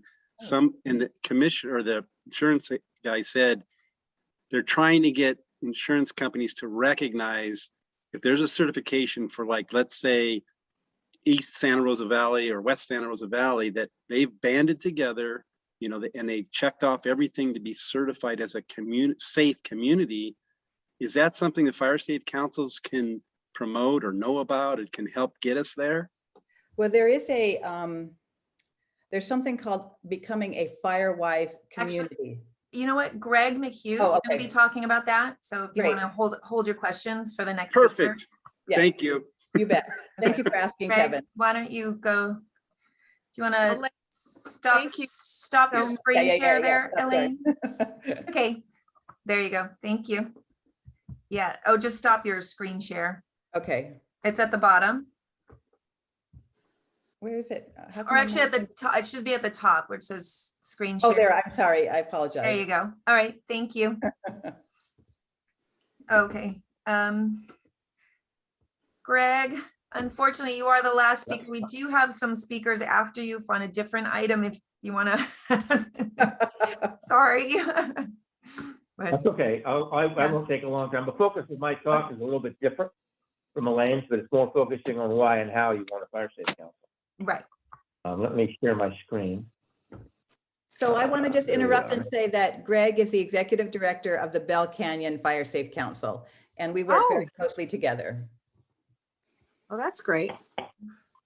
Sorry, Greg. Actually, I'm not, we don't have an executive director. Oh. I'm the president of the board. Okay. We don't have any employees. We're 100% volunteer organization. Can you, everybody see that? Yes, sir. Yes. Okay, let me just, so from our perspective, in terms of the mission of a fire safe council, primarily is to organize the members of the community who are at risk from the loss of wildfire, create a group initiative, and then for the bottom line, is save lives and property from wildfire. How do we do that? Well, we do it by building relationships with partners in the community, such as your fire departments, local and CAL FIRE, any park districts or land agencies or resource conservation districts that might be serving your area. I'm not that familiar with the Santa Rosa Valley, so I'm not sure exactly who's there, but here are some possible candidates. Certainly the insurance industry. One of the things we made sure is on our board, we've got insurance industry representation, and it's proved to be very valuable. Certainly, and Elaine mentioned the California Fire State Council. They're the source for a lot of organizing information, as well as the clearinghouse for many grant programs. So I'll talk about grants later on. That's a very important part of what you're going to be doing. And certainly other fire state councils, and I'll get into that a little bit later too. The mission also is to educate the community on actions required to improve wildfire survivability, and then sponsoring projects to accomplish those actions, such as home hardening and defensible space creation. And then again, part of that's doing the grants to help pay for all of that. Bell Canyon formed the Fire State Council in early 2019. So we're pretty recent, as a response to the Woolsey fire. We had 40 homes burned to the ground, many others damaged, and we became a committee of the Homeowners Association. And then we didn't become a 501c3 until 2020. We received a lot of help from both the California Fire State Council and then the North Topanga Fire State Council. Beth Burnham, some of you may know her when she was the president of that, just to help us out as an act of kindness. Early projects we had were a swimming pool ID program. You know, any body of water can be used by a firefighter in California without the property owner's permission to fight a fire, but they have to know it's there. We have hundreds of pools in Bell Canyon, but nobody knows they're there. So we now have an ID program where we affix a blue sticker on the outside of your mailbox post if you have a pool. And that's a voluntary program, but we have several hundred people that participate in that, which has created a huge additional pool of water, which is important to us, especially since we almost ran out of water during the Woolsey fire. We created an evacuation route map. We have a satellite phone pool now for emergency communications, because during the Woolsey fire, we lost power and cell phones don't work in Bell Canyon because of topography. We also did a wildfire risk analysis for the community. That was very important.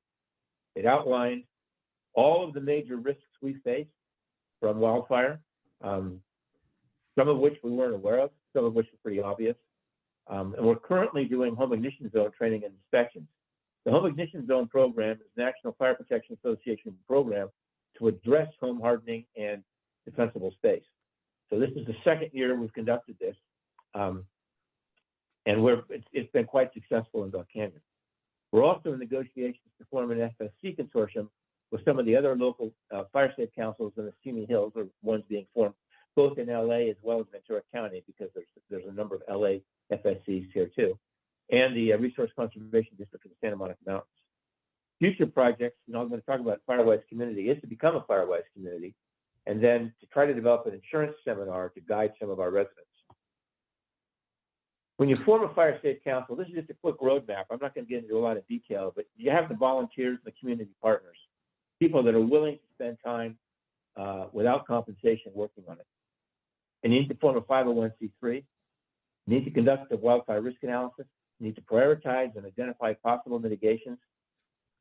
Conduct a demonstration project just to shake out your organization a little bit to make sure how your setup is functioning. Develop a community wildfire protection plan. You want to become a Firewise USA community, we believe. Identify future projects and address funding, and then this cycle continues. Who would be in your fire state council? Certainly some selected MAC members, park district representation, Ventura County Fire Department representation, somebody from the insurance industry, somebody from the construction industry, that helps too. Somebody that has a legal background, and then certainly all of them Santa Rosa Valley residents. 501c3 is a technical activity to go through. If you have an attorney that can do it with you, that's great. We didn't use an attorney, and we were very successful. You create the Public Benefit Corporation in California. You file a statement of information. You file the application for the IRS. You register as a public charity. You file for nonprofit status with the California Franchise Tax Board, because that's not automatic. And then a couple of steps that a lot of people forget about. For federal grants, it's important you're registered on SAM.gov. You have to obtain a DUNS number first from DNB, and then register on SAM.gov and obtain a CAGE code. Now you're qualified for federal grants. Even federal grants coming through the California Fire State Council require a CAGE code. Total cost of this is under $500. Now, some people say, well, the application for the IRS is $600 alone. There's actually two forms, a long form which is 600, and a short form, which is sufficient for your needs, is 275. So you can actually get in there rather quickly. And the short form saves you from answering questions incorrectly, because there are a lot of questions on the long form that if you answer wrong are going to impair your ability to become a 501c3. So what is a community wildfire risk analysis? First of all, it's something done by a professional. You get a professional outside expert in wildfire risk, and they come in and examine your community and come up with, what from their perspective the risks really are. Status of residences of home hardening and defensible space. Status of the community with respect to the WUI. How embedded is the community? What's the fuel vegetation situation? What's your wildfire history? And we looked at the wildfire history of Bell Canyon, and quite frankly, we have a major wildfire every 10 years, going back 100 years. That can be devastating. I didn't realize that when I bought here, to be perfectly honest, but that was a surprise for me. You identify your community boundaries, your ingress, egress points, and then the risk severity, well, as I said, the history. Fire station locations, that's a problem for us too. We don't have a Ventura County fire station anywhere near us. And our closest LA City fire station, who operates under contract to support us, is about 6 miles away. Any values at risk? Community gardens, community pools, parks, any community buildings. Situation with your water supply. We almost ran out of water during the Woolsey fire, so that was an issue, is an issue for us still. Your power outage history, and any other factors you might have that would increase the wildfire risk. You prioritize the risks, identify mitigations, and then, as I said, conduct a demonstration project. We did a couple of small things. We did a swimming pool identification program and an evacuation route map to shake out our organization. Elaine mentioned the Community Wildfire Protection Plan. That really is a plan where you pull all the facts together about your community related to wildfire risks and identified mitigations and priorities. And then you track the work that you're doing so that you update this with accomplishments. So we've identified the risks, the priorities, past projects, and future plans. And the general categories are community engagement and education, home hardening, defensible space, fuels treatment, evacuation planning, and anything else particular for your particular situation and your community.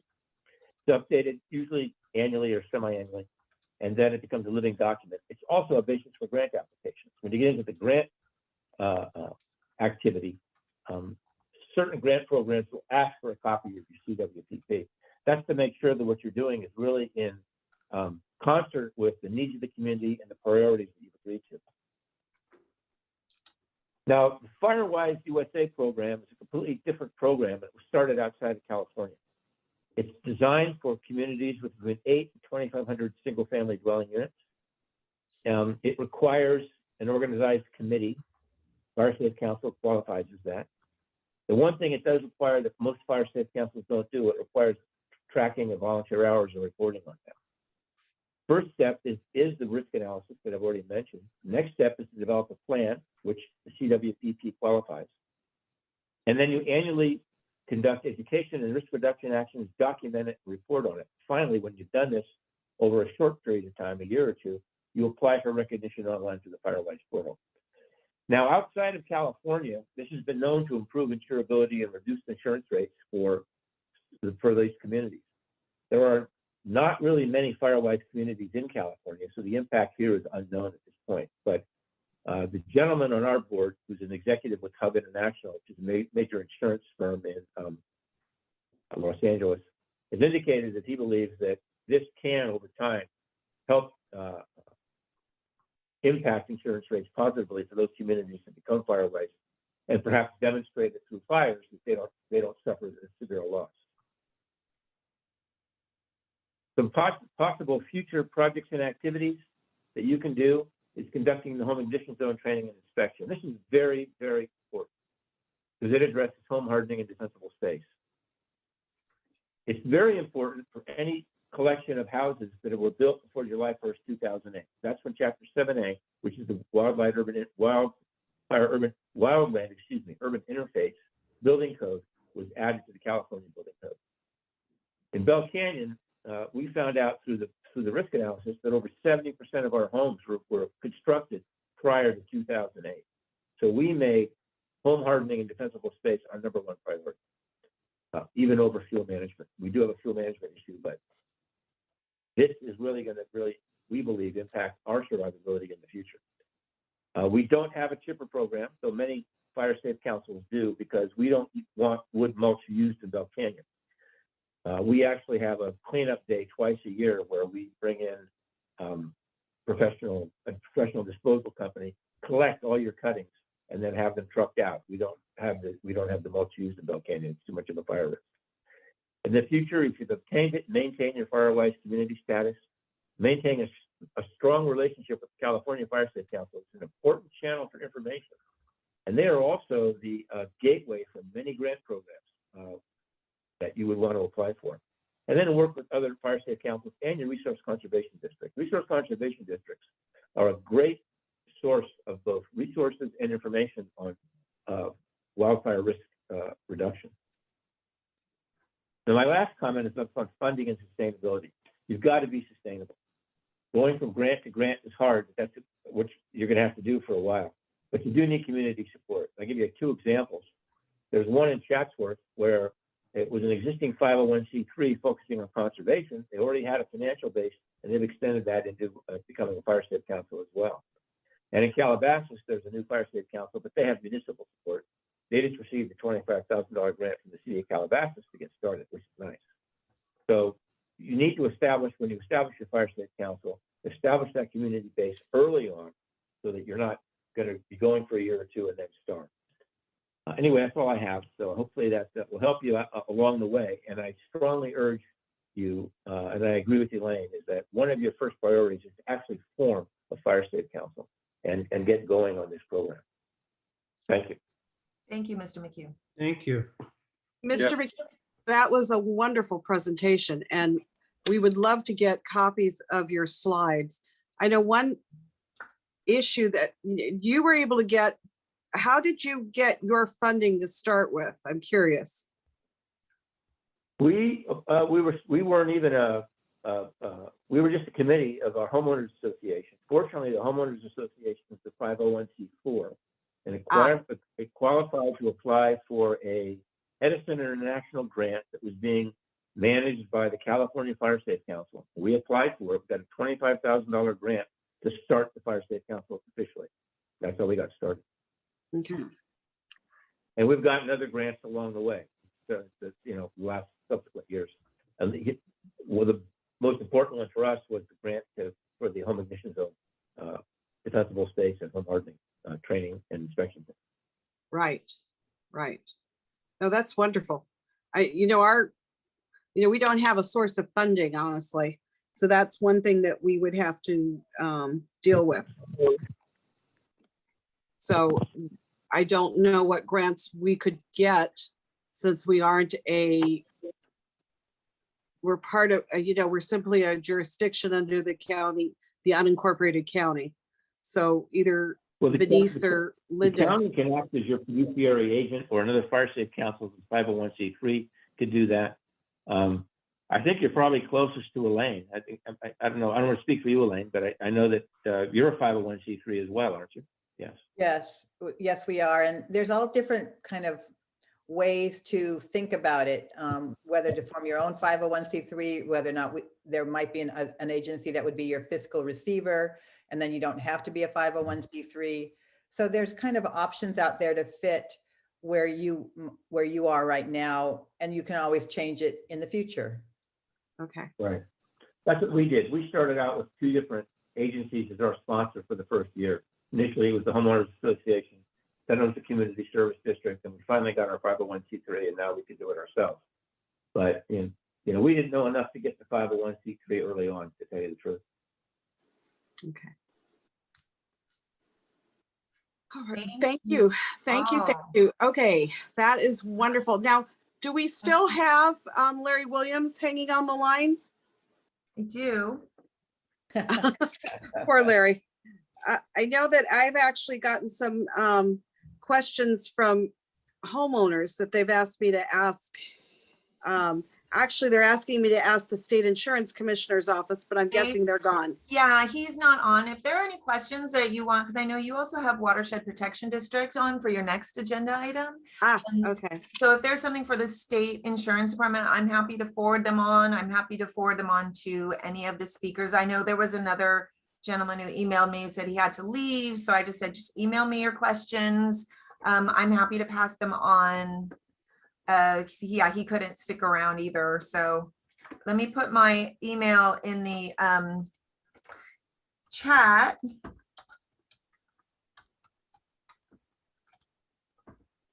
Okay, there, my email is in the chat. And if anybody has any questions for someone who's not on anymore, or you think of it later on, just email me and I will get it to the correct person. Or if you know who you want it to go to, or if you don't, I'll help you figure that out.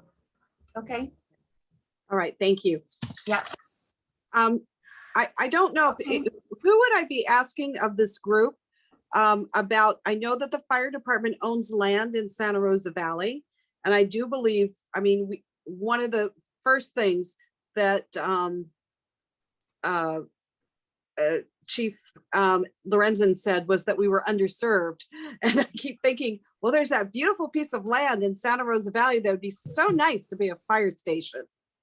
Yeah, So- I remember he said he was aware the last time he was Right. here. He was I aware. keep bringing that up in hopes that, oh yes, we agree with you and we're going to start. Okay, right, so. But, okay. Oh, there he is. Yes. I'm still- There's Chief Lorenzen. Well, it was actually, Very cool. He is here. it was interesting listening to all your speakers. Really a great program you put together. So, but back to the question about, yes, I'm very familiar with that parcel that we have right next to the school. I think back in 2009, I was actually, long before I was fire chief, I was given the responsibility of going out and looking at a variety of different parcels out in the Santa Rosa Valley that might be, might work reasonably for fire stations. So the one thing I had committed to at the beginning of this meeting today was we're going to go back and take a good look at the data and statistics in your area, especially, and come back to you with a report with some possible solutions. So I know we do have some challenges with that one piece of property that we own, and that is primarily that there's, I believe it's either a 30 or 36-inch water main that goes right over the front of it that prevents us from building on that site. At least that was the case back when we looked at it about 14 years ago. But, you know. I'm sorry, where is that property again? Right next to the school. Centers, you know where the dirt trailer is on? Oh, okay, got it. Yeah, that dirt lot on the school that's to the left of the school that the CERT trailer is currently on. Got it. Okay, but you know what? My next question is, we've had a couple things in this valley where there are developments or there's large tracts of land. There's one between my development, which is Camelot, and I'm in Wildwood in Camelot. There was a farmer who had been working the land and they stopped working the land. Unfortunately, COVID did them in, and that property became weeds. Luckily, one of the homeowners in Camelot, who was wonderful, came in and is now going to be growing hay on there to prevent us from having a fire danger. But then further close to where Amy lives, there's a development that hasn't been built, and that's gone to weeds. And I know it's not 100 feet from a structure, but when we have these large parcels of land that have this incredible amount of weeds on it, it seems to me it's such a fire hazard that we are in trouble if something isn't done. Yeah, well, and I know Larry, I don't know if Larry's on there or not, but those end up, those parcels that are outside of our area are what we call our defensible space areas, end up becoming nuisance problems and usually go to code enforcement agencies, things like that. Now I will say, a specific field that is just filled with weeds certainly can catch fire. It doesn't generally present the same challenges that we have with large open space fires, but certainly you get some kids in there or power line that arcs, and that could go up pretty quickly. Well, again, we have, one solution had come up, but one of our homeowners in Santa Rosa Valley, his name is Matt Gilio, he took it upon himself to go to the landowner and offer to do a hay crop so that he could, he cleaned up that property. And, and he was so wonderful to do that, but I don't think we're going to find people to do that in all these areas. But I think we do need enforcement from the fire department, because these are areas that are just growing and the weeds are so high. I mean, we're talking 10 feet. Right. So, it is a fire danger. Yeah, Chief and Rosemary, this is Larry Williams. I'm good. Yeah, in regards to that one track there that they stopped growing there, I think it's the Wildwood development between Camelot and the one to the east there. We actually had gotten a complaint on that because it became full of the tumbleweeds and everything, and portions of that are within 100 foot. So we did send a notice. Even though they were not in our program, we still generated a notice to the owner to abate it, hoping they would. We didn't have really any enforcement action. But we also noted that we are adding it into our program where they will be getting annual notices. So in case it's not maintained, we'll treat that the same as we would anyone else. But we are limited to the 100-foot zone for that, for those areas there. But, when you're looking at, I think, Mark, is that 50 acres, I think? When you're looking at 50 acres, 100 feet is nothing. And 100 feet from a building is nothing. I understand, but we have the regulatory requirements that we have to look at. Something like that would mostly be, this is where potentially a fire safe council could come into play, to where they can work on community projects to do a community-wide basis for fire protection. And even though it may be private property, there is potential items for that. The other is, like you said, you mentioned the one gentleman approached the property owner. And that's another option too, is approaching these property owners and asking if they're able to do something, or if some other people get together. What's going to be hard is, again, we need to have the equestrian community support the guy that did this, because the only way this is going to work for him to even break even is for the community to buy hay from him for their horses. And that, that's a whole load on this guy's shoulders. And again, we need to at least promote it with the community. But again, we have, Santa Rosa Valley, we're prone to getting some high winds. And I could just see that wind blowing through, that one development, what's it called? Wildwood Preserve. Yeah. And blowing through that and causing embers in so many more residences, because we've seen from the Woolsey fire how those embers flow. And, little embers can cause huge fires, miles down the road. And we are looking at that situation right now. Fire is one of my biggest concerns in Southern California right now. And I just think that we all need to get really on track with this, and we need your help. I understand. I mean, we've had the same thing happen in Thousand Oaks after the Woolsey fire. We had the large crop of mustard grass come in, 8 foot tall above Hillcrest.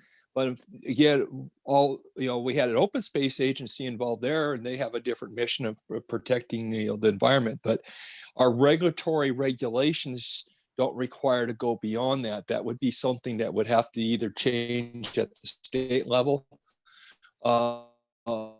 potentially, or this is where your community-based groups come in to start looking at how to address fire protection in a given community, from wildland fire protection on a community basis. I learned finally tonight that those dead palm trees that have power lines going through them on that parcel that we've been worried about torching embers galore. What you've told me, Larry, is even though it's within 10 feet of the public roadway, that parcel isn't subject to the same weed abatements that most of our houses are. So that just blows my mind. So I guess I have that correct, right? Well, again, you asked the general question about palm trees along Santa Rosa Road. Now, if we're in an area where we are near structures and they're within the state mapped area, or what we consider a hazardous fire area, which is within 500 feet of the continuous brush wildland areas, then it's something we can evaluate. But just the 10-foot along the road, just because of palm trees, no, that's not, especially with a large Santa Ana Road or Santa Rosa Road there, that's not something that requirement or provisions of a code would be utilized for. You mentioned power lines through there. There's issues, you got to remember, is power lines or is it the low voltage cable and phone? If it's power lines, contact Edison, because that's something they will address in regards to line clearance in their areas. They just went through and did it, but they didn't really do it in my mind. I mean, and embers travel farther than 100 feet when you're talking about a half a dozen dead palm trees going up and blazing next to a tract of homes. I understand. You got to look at how are those, how are those going to ignite. Now, power lines, like I say, if there's a power line issue, Edison would be the ones to contact. But for we're limited on what we can force property owners to do. The rest of it's going to have to come from a community based and getting the community together to try to come up with some solutions for some of their areas too, unfortunately. So you're telling us that legislation needs to be changed and it's really not at the local level, correct? That would be a place to look at from a statewide aspect. We're not looking at anything beyond the 100-foot at this point in time that I'm aware of. Okay. Well, I think that's the key is if it's state legislation that, we can't keep asking you to do it. Yeah. So I do understand that. And we appreciate, we think that we have the best fire department ever. And they've certainly, you guys, the Woolsey fires, there were so many fires, the Thomas fires, you guys came through for everything. And we have so much appreciation. And we do understand that we need to assist you in these goals. And I think the simple thing, that we were just told about putting a blue sticker on a mailbox to show which houses have pools so that you can identify them. That's so simple, and yet it makes so much sense. I'm surprised none of us have thought of this one yet. Yeah, and I just, I'll offer the comment that our defensible space program, which is a combination of not just my staff, but the whole department and the support coming from the chief and from the board of supervisors, from Supervisor Parks. Our program is recognized statewide, nationally, and internationally as a model program and a successful program for decades. And we just, are always trying to keep improving it, but it's also because we have the community support where we have a 99.9% compliance rate without us having to step in and do anything. We're at 100% compliance. Except for some little houses on Rimrock. Yes. But sometimes there's situations of why that's caused, but right. Overall it's a partnership and collaborative effort to do it. And the Santa Rosa Valley, which is an area my unit actually does now, instead of Fire Station 52 and 34, my unit does that area. We have good compliance and interaction with the homeowners when we're out there doing our inspections. Well, we appreciate it. Are there any other questions from, can this be opened up? If there's, I don't have any hands raised, but I still have watershed protection. Yes. And again, any questions can be Okay. emailed to me. So, all right. but I don't see any hands. I don't have any hands raised from the community. Larry, and I do have to tell you, Larry has been so responsive. I have needed these defensible space reports, and I was surprised at how quickly you provided me those for the ones I needed in Santa Rosa Valley. And I just want to say I appreciate it and let the residents know that it isn't that hard to obtain them. To obtain the appointment to have them. So again, Larry, thank you. I can't even imagine what kind of a force you need in order to do this right now, because it's all of a sudden requirement that wasn't there before. We're working on that, but we thank you. If there's nothing else for me, if I could part ways, that would be appreciated. And good luck with you on the rest of your meeting. Thank you so much. Thank Larry. you. Thank you, Chief Lorenzen. Okay. All right. So now, I've asked, let's, right, you do I it. just, I unmuted? Oh, no. I just unmuted Watershed. There they are. Hi, thanks for hanging in there. Hey, good evening. Long meeting. I hope you got some good information. Glenn Shepherd, the Director of Watershed Protection, Public Works Agency, Ventura County, and I have my colleague here, Sergio Vargas, to join you all this evening. Mark Burley with Denise's help invited us to come talk to you about a couple of watershed or connections with regard to watershed easements that are affecting the equestrian trail. And I understand in your packet, you've had some either some letters and there were some drawings. But we have a couple of slides to talk about, one in particular that we wanted to show you today. And from our slides, and this is along the Blanchard Road drain, and I see Denise's put that up. Next slide, please.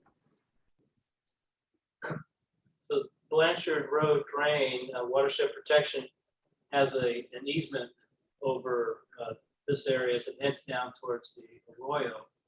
And this orientation here, the Blanchard Road drain letters there are going north-south. So to your left is west and east is the other way. But the parcel that's in question and recently changed ownership hands is it's in the middle there that has the bright dotted line. And the bright dotted line isn't the property limits for that particular parcel. That indicates a fence that they have been installing along the way. But we're here to talk about the easement, which is the green color there. And next slide, please. Watershed's easement. This is a little close in perspective of the intersection at Santa Rosa Road there, and you can see the dotted yellow line that was on the previous picture, and we have a sign there for proposed gate. The new property owner proposes 2 gates along the road, the access road there, and that little red bar indicates where the gate would go on this particular owner's property, and it's proposed to be a 20-foot gate, a double swing gate. And I'll show you another slide, but on the south end, there's a duplicate gate. The area to the left, you see a yellow line. Well, that's the edge of this property owner's parcel. So, and that's the drainage. That's the actual the Blanchard Road storm drain runs there. So the property ownership line kind of bisects the drainage there down to the south towards the arroyo. And this remarks, Mark could chime in, the equestrian trail has been utilizing this particular roadway where Watershed has an easement for years. And in this proposed gate, there's the 2 gates, this is on the north and on the south, would certainly restrict that usage. And it's the source of why Mark asked us to come here. And the reason why Watershed's here is because Watershed has to approve a permit that's been submitted for the actual gate. And the reason why it comes to Watershed is from an operations and maintenance standpoint, Watershed utilizes that road for operations and maintenance and access for trucks and equipment, et cetera, down towards the arroyo and south. And so that gate, well, we can't necessarily get in the way, it's a ministerial permit, get in the way of putting in the gate. The gate has to meet Watershed standards for our O&M access and use. So the minimum standard there is to be able to see through it, and the minimum height is 5 feet tall. And the proposed swing on this gate is a double swing, 20-foot total span across the road at 2 10-foot sections. And I'll show you a picture of that here in a second. Next slide. here's just a same sort of picture, just a plan view of the same locations. And what I wanted to show you on this particular slide is in the lower right, which is a representation of the double smooth gate that the owner has proposed. And then the next slide. Thank you. And this is at the south end of the drainage there as it heads towards the arroyo. And this shows the location of the south end proposed gate. The owner had to put some fencing in around that, and shaded in yellow. A little box on the left says remove unpermitted fence. My understanding is that fence is now taken down. Yeah, it's been removed. So those are the slides. So we wanted to propose or show you today, and sort of have any subject to any questions or any other comments from Mark, who alerted the concern here from the equestrian trail system. Yeah, thank you very much for that. Yes, so I started getting communications from people in the community towards the end of July regarding the fact that it seemed like the new owners were indicating that they wanted to close this trail off. I had some email communication with them and offered to take a trail easement for a charity group called Santa Rosa Valley Trails, Inc., which I'm involved with, that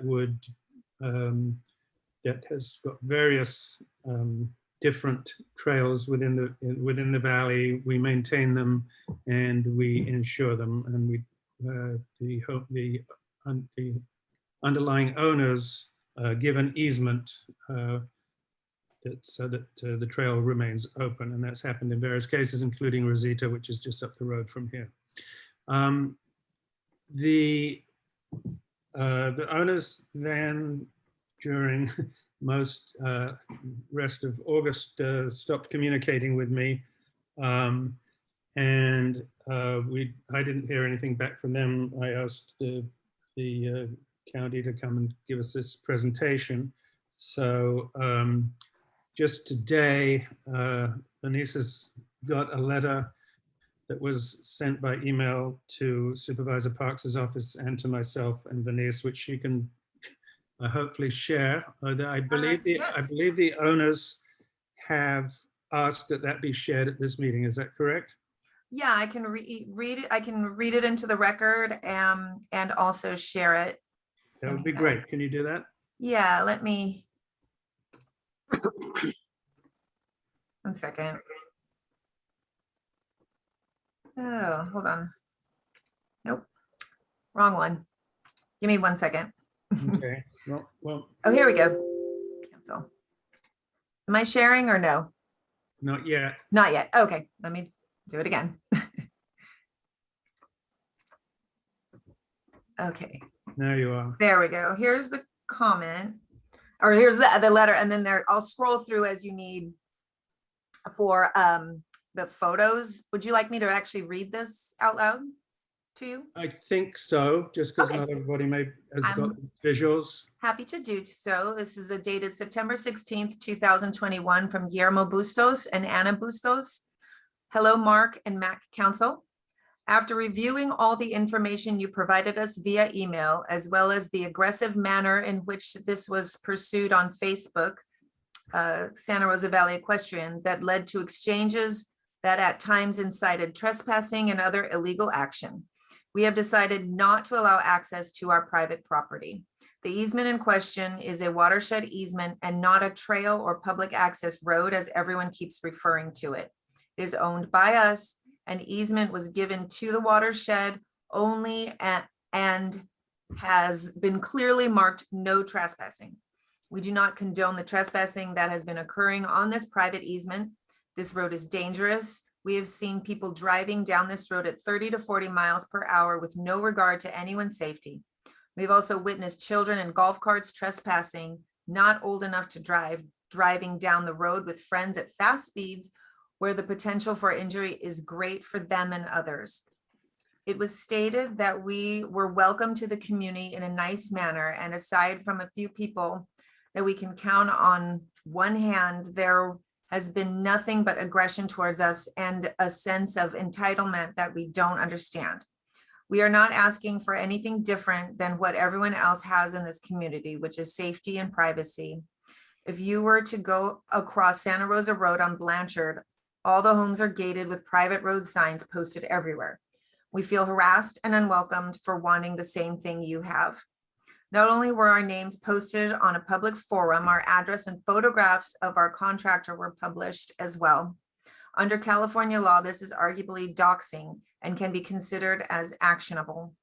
As you can well imagine, this not only has created concerns for the safety of our family and animals, but has cast us unfairly in a negative light with our neighbors and community.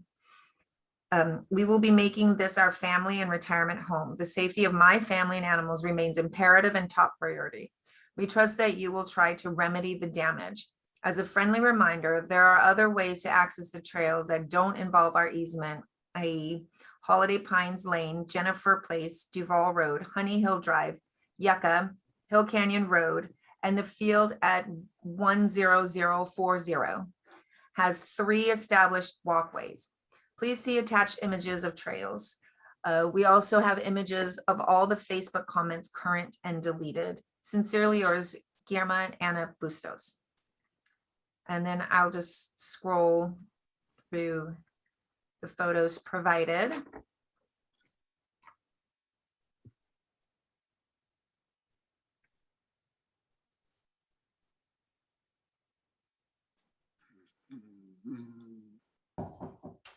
These are all the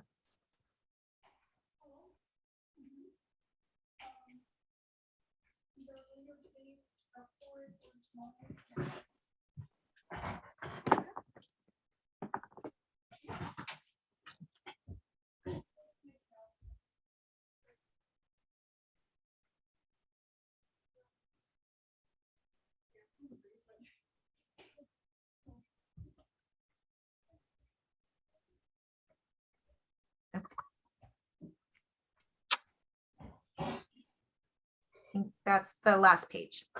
All right, well, that's all very new information that just arrived within the last couple of hours before the meeting. What I would like to find out from Watershed is what the status of the permit is and how long it would take for that permit to go through, what their expectations are for that. I have a question. Has anybody read the language of the easement? I have been trying to get the original document. I have got some documents that I received from Watershed Protection District, but I have not been able up until this point to be able to get the original actual recorded easement document. It was originally given to the county, then it was given to Flood Control District, and then it was given to WPD, is my understanding, based on what Director Shepherd sent to me. I believe that is correct. Is that right, Director Shepherd? That's correct, and we can complete your administrative file for the easement. I would like to have a copy of it, please. I would love to get a copy. If you can send me a copy of the actual original recorded easement, I've been trying to receive that. But you may be able to answer this question. I imagine that that easement was specifically for drainage and watershed type issues and didn't mention anything else in that easement. Is that your understanding? That's my understanding, that it is for the drainage that's there, the storm drain, Blanchard drain itself. Right. And that roadway is there so we can get up and down that particular area. Is it an exclusive easement for ingress and egress?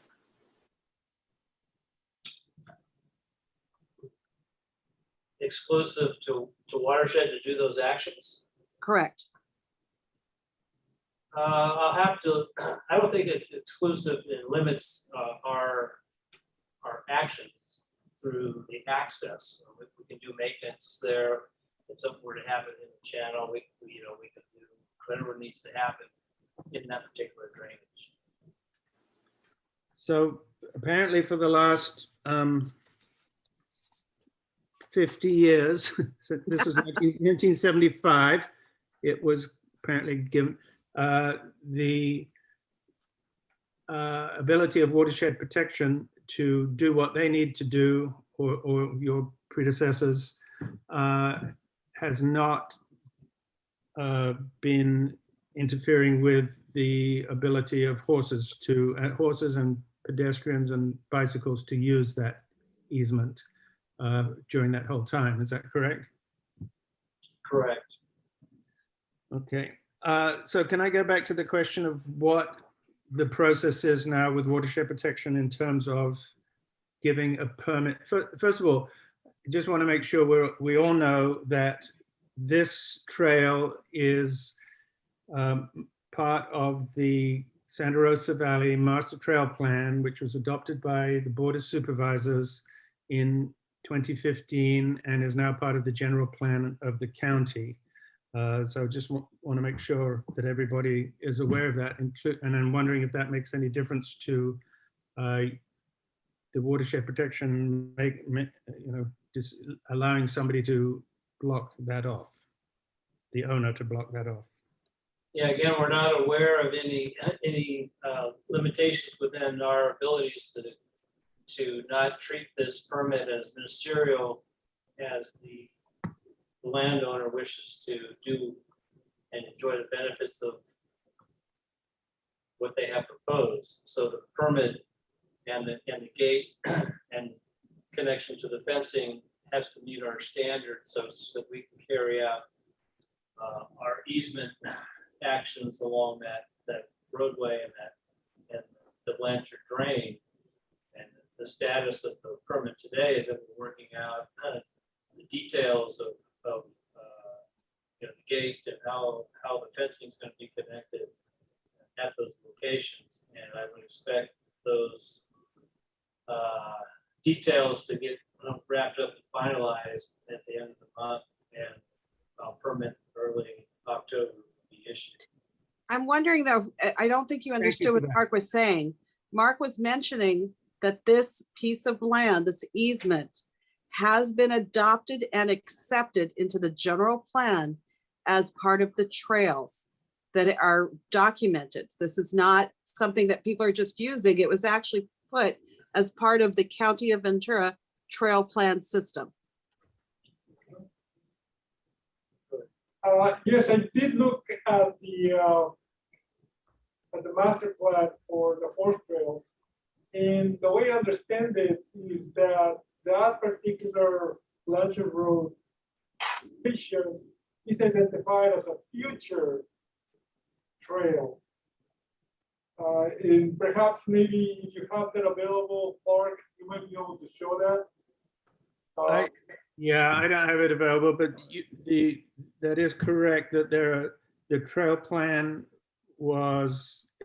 has a number of different listings on it, and the ones that are existing are the ones that actually have an easement document for them. And then there are existing trails, which I would describe as prescriptive easements, which are described on the plan as a future trail. And one would hope that people moving into the community would understand what this means to the community. If you're moving into an equestrian community, that having equestrian trails is obviously an important part of that community, and would work with the community. Did invite the owners to come to this meeting, but we've seen their response. So, Mark, there's a question in the chat. So if there is a prescriptive easement over the land, can the watershed district allow the prescriptive easement to be blocked? Well, I guess that would be a That would be a legal question question. for a watershed. That would Never not- mind. That would be Yeah. a legal question that I cannot answer. And I don't know whether watershed protection Yeah, I District can answer. can answer that. Yeah, Right. I think it'd be legal for the county who would answer that. Yes, I think that would have to go to county council at that point. And honestly, Venice, what I would ask is that you and Linda take the situation to county council prior to the approval of any permits. Because again, this is, you know, this has been a long-standing trail since 1975. But, you know, they also mentioned, you know, motorized vehicles. I mean, I've never heard of motorized vehicles, and that's something that they shouldn't have to deal with. And possibly, I'm wondering if we could come up with a, you know, Right. some sort of thing to protect them from having that. I did discuss that with them, made proposals. There's two different or at least two different kinds of entrances to trails in the Santa Rosa Valley that stop motorized vehicles going through, but allow pedestrians and non-motorized bicycles and equestrians to go through. So an example of that would be the Rosita Trail. And there's another one, which is the trail south of Glenside going onto the trail that runs along the arroyo there, which has a offset fence. So there are ways of doing that. And that was discussed with the owners. Also to make mention, the signs that were there, noting no motorized vehicles allowed, they've been gone for ages. Yeah, there was signs. I mean, there has been signs over the years. There've been no trespassing signs along that trail. They've come and they're sort of like blown over or disappeared. There was signs there probably around between 2000 and 2010, that kind of time. It was a small sign that was put in that fell over or put. They've now put some new signs on there at the end, which I have pictures of. But Yeah, I actually caught kids ripping the one going into Camelot, ripping it down. So that one I think is compromised. There was a they comment, should not do that. a comment as well that it says a reminder that children are not typically liable for trespass. Comment in the chat. Okay.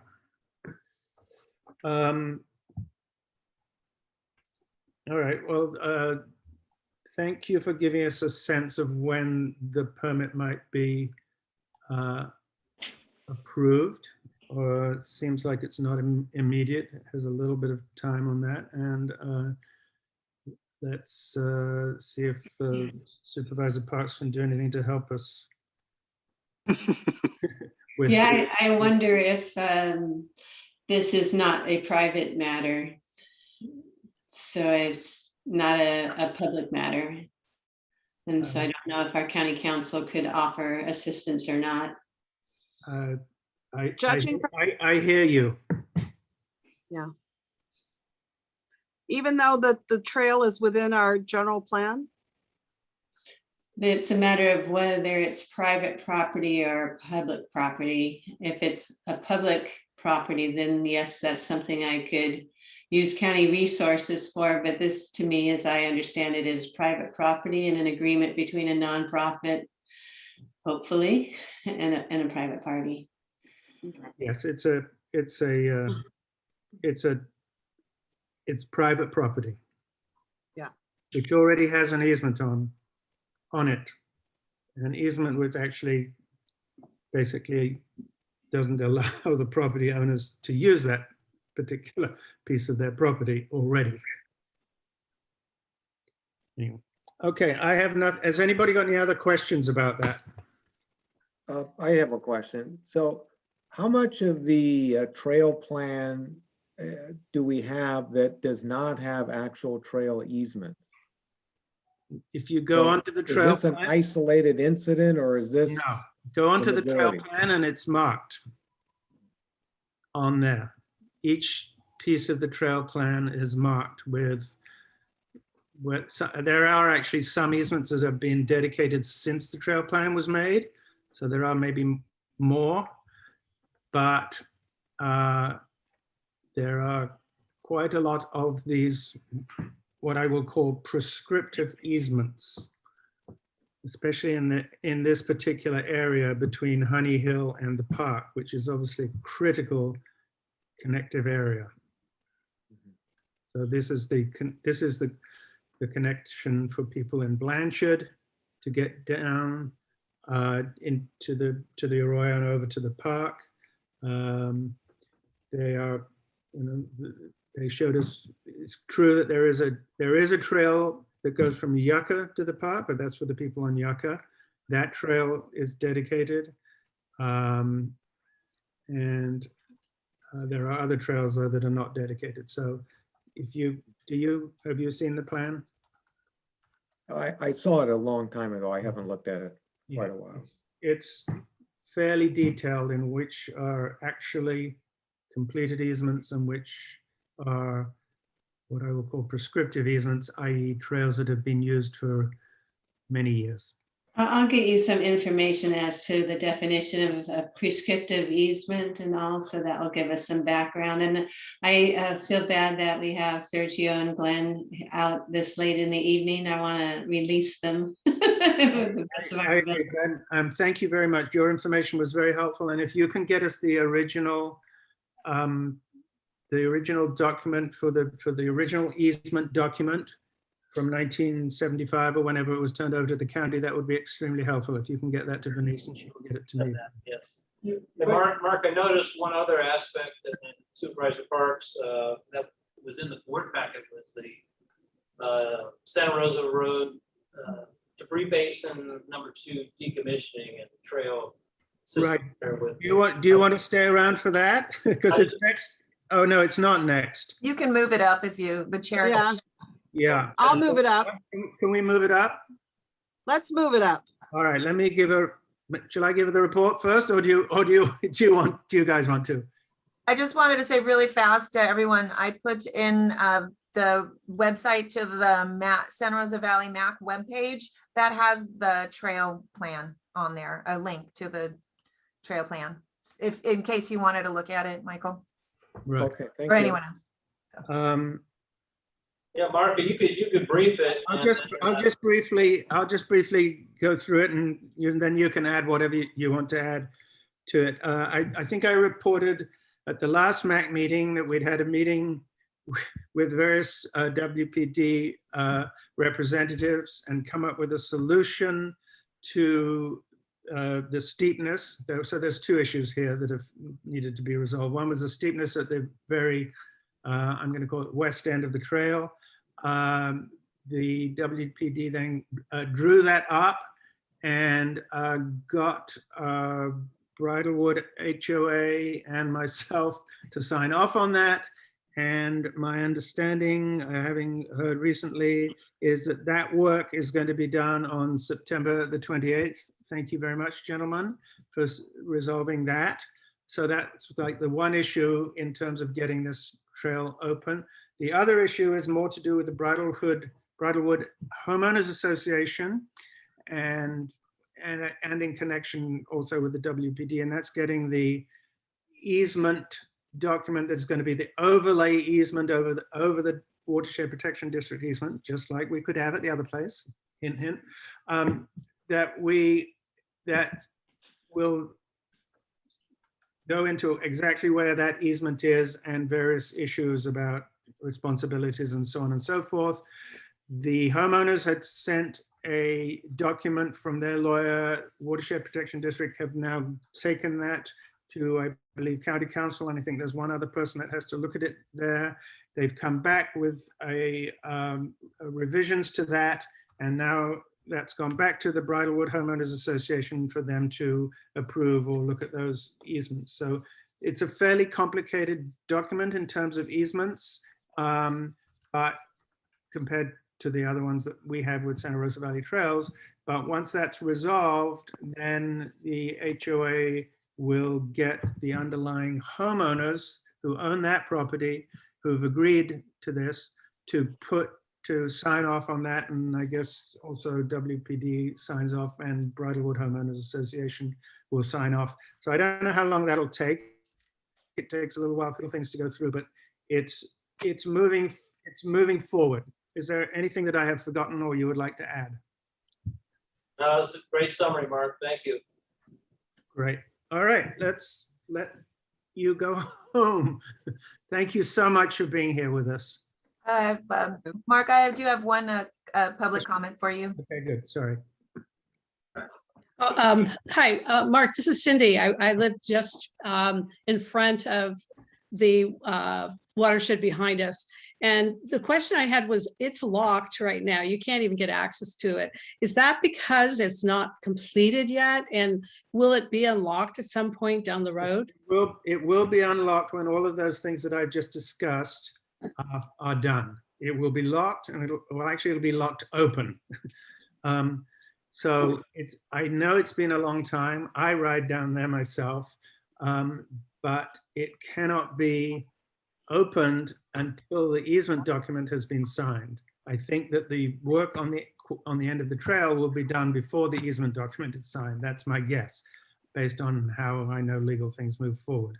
So, and I'll just add one other thing, talking about safe children going to school safely. What I discovered in the last month is that children actually use that trail that is now locked off, or in the past, to go through to Vista Arroyo and then go to the school. So this is actually, it's more than just a horse easement, it's also a children's safety issue. So the sooner we can get it all done, the better.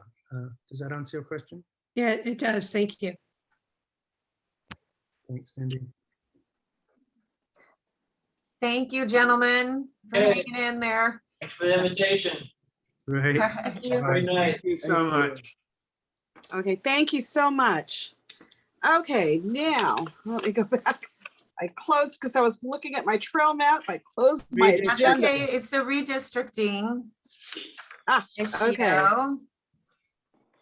don't know if Supervisor Parks wants to do this, or you want me to do it. Well, I'll let you do it.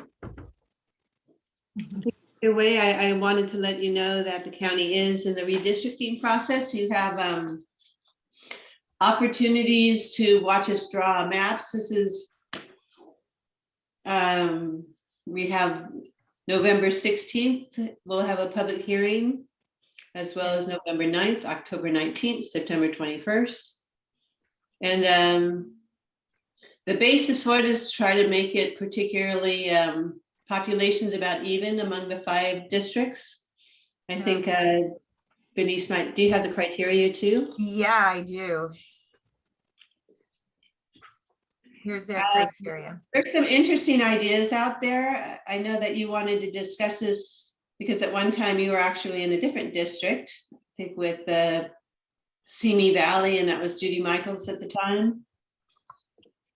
What our status is the, as before, District 2 that we are all part of is actually growing the slowest, and District 3, yes, Supervisor Long's district in Camarillo is growing the fastest, and you can almost see that on the ground too when you drive by. So because of that, her district would likely have to get a little smaller. Mine would have to get a little bit bigger. There's been some crazy talk about actually bringing Camarillo, the whole city, into District 2 along with Thousand Oaks. So I don't know how that could happen without shutting other areas significantly. But that's just one suggestion, and I apologize for those who think it's a good idea that I called it crazy. Generally looking at, in addition to equal population sizes, another that they look at is to encourage for example, populations like Latinx populations to be able to have a seat on an elected body. So we don't want to break those up, and where possible, actually to grow them. And I think that was the thought with if Camarillo went into Thousand Oaks, that would then leave the other parts of that district, which includes Santa Paula and Fillmore and Piru, to have a stronger Latinx population. So we will get all kinds of maps and suggestions, and you may have a position one way or the other, whether you feel strongly about, certainly you want to keep Santa Rosa Valley together, but if you feel strongly about which district you would like to be in, that's something you could comment on. But I guess the choices are where you were before, or probably where you are now. But we'll see what the suggestions are that are coming forward. Here are the dates. I don't know where we would possibly consider being other than we are. I strongly feel like we should stay in District 2. So do I. But I- thing about expanding District 2 to Camarillo, would they take off? What would they take off then? Like Bell Canyon? I can only guess. For example, I have Somas in my community, but it's not a very big community. I have Santa Rosa Valley. I have, Hidden Valley, Lake Sherwood, Oak Park, a lot of different communities. I'm hoping that they won't split like Thousand Oaks. And that's something that we are also hoping at the state level, that the state doesn't split Thousand Oaks. But it's important also in terms of having your whole community in one district or the other, so you're not split up and have different elected representatives. Like I was talking to Somas and pointing out to them, you may want to write a letter saying you want to be all in one district. And they said, well, at one time they had a couple different supervisors representing different areas of Somas, and they felt like maybe there's an opportunity to have more elected officials overseeing your area. On the other hand, over at one time, they were looking at putting Hollywood Beach and Silver Strand in my district. Again, they have to keep trying to grow my district. But the community out there didn't want to, be divided. They wanted to be with the same supervisor that has Oxnard. So if you're feeling more, closer to like Thousand Oaks than you are to Simi and Moore Park or Camarillo, then that would be a reason. But I just, you may want to comment. You have an opportunity to do that. I'm kind of keeping an open mind, except for that one idea. Just because I can't imagine it would just be too big of a population, having both those cities are pretty large cities.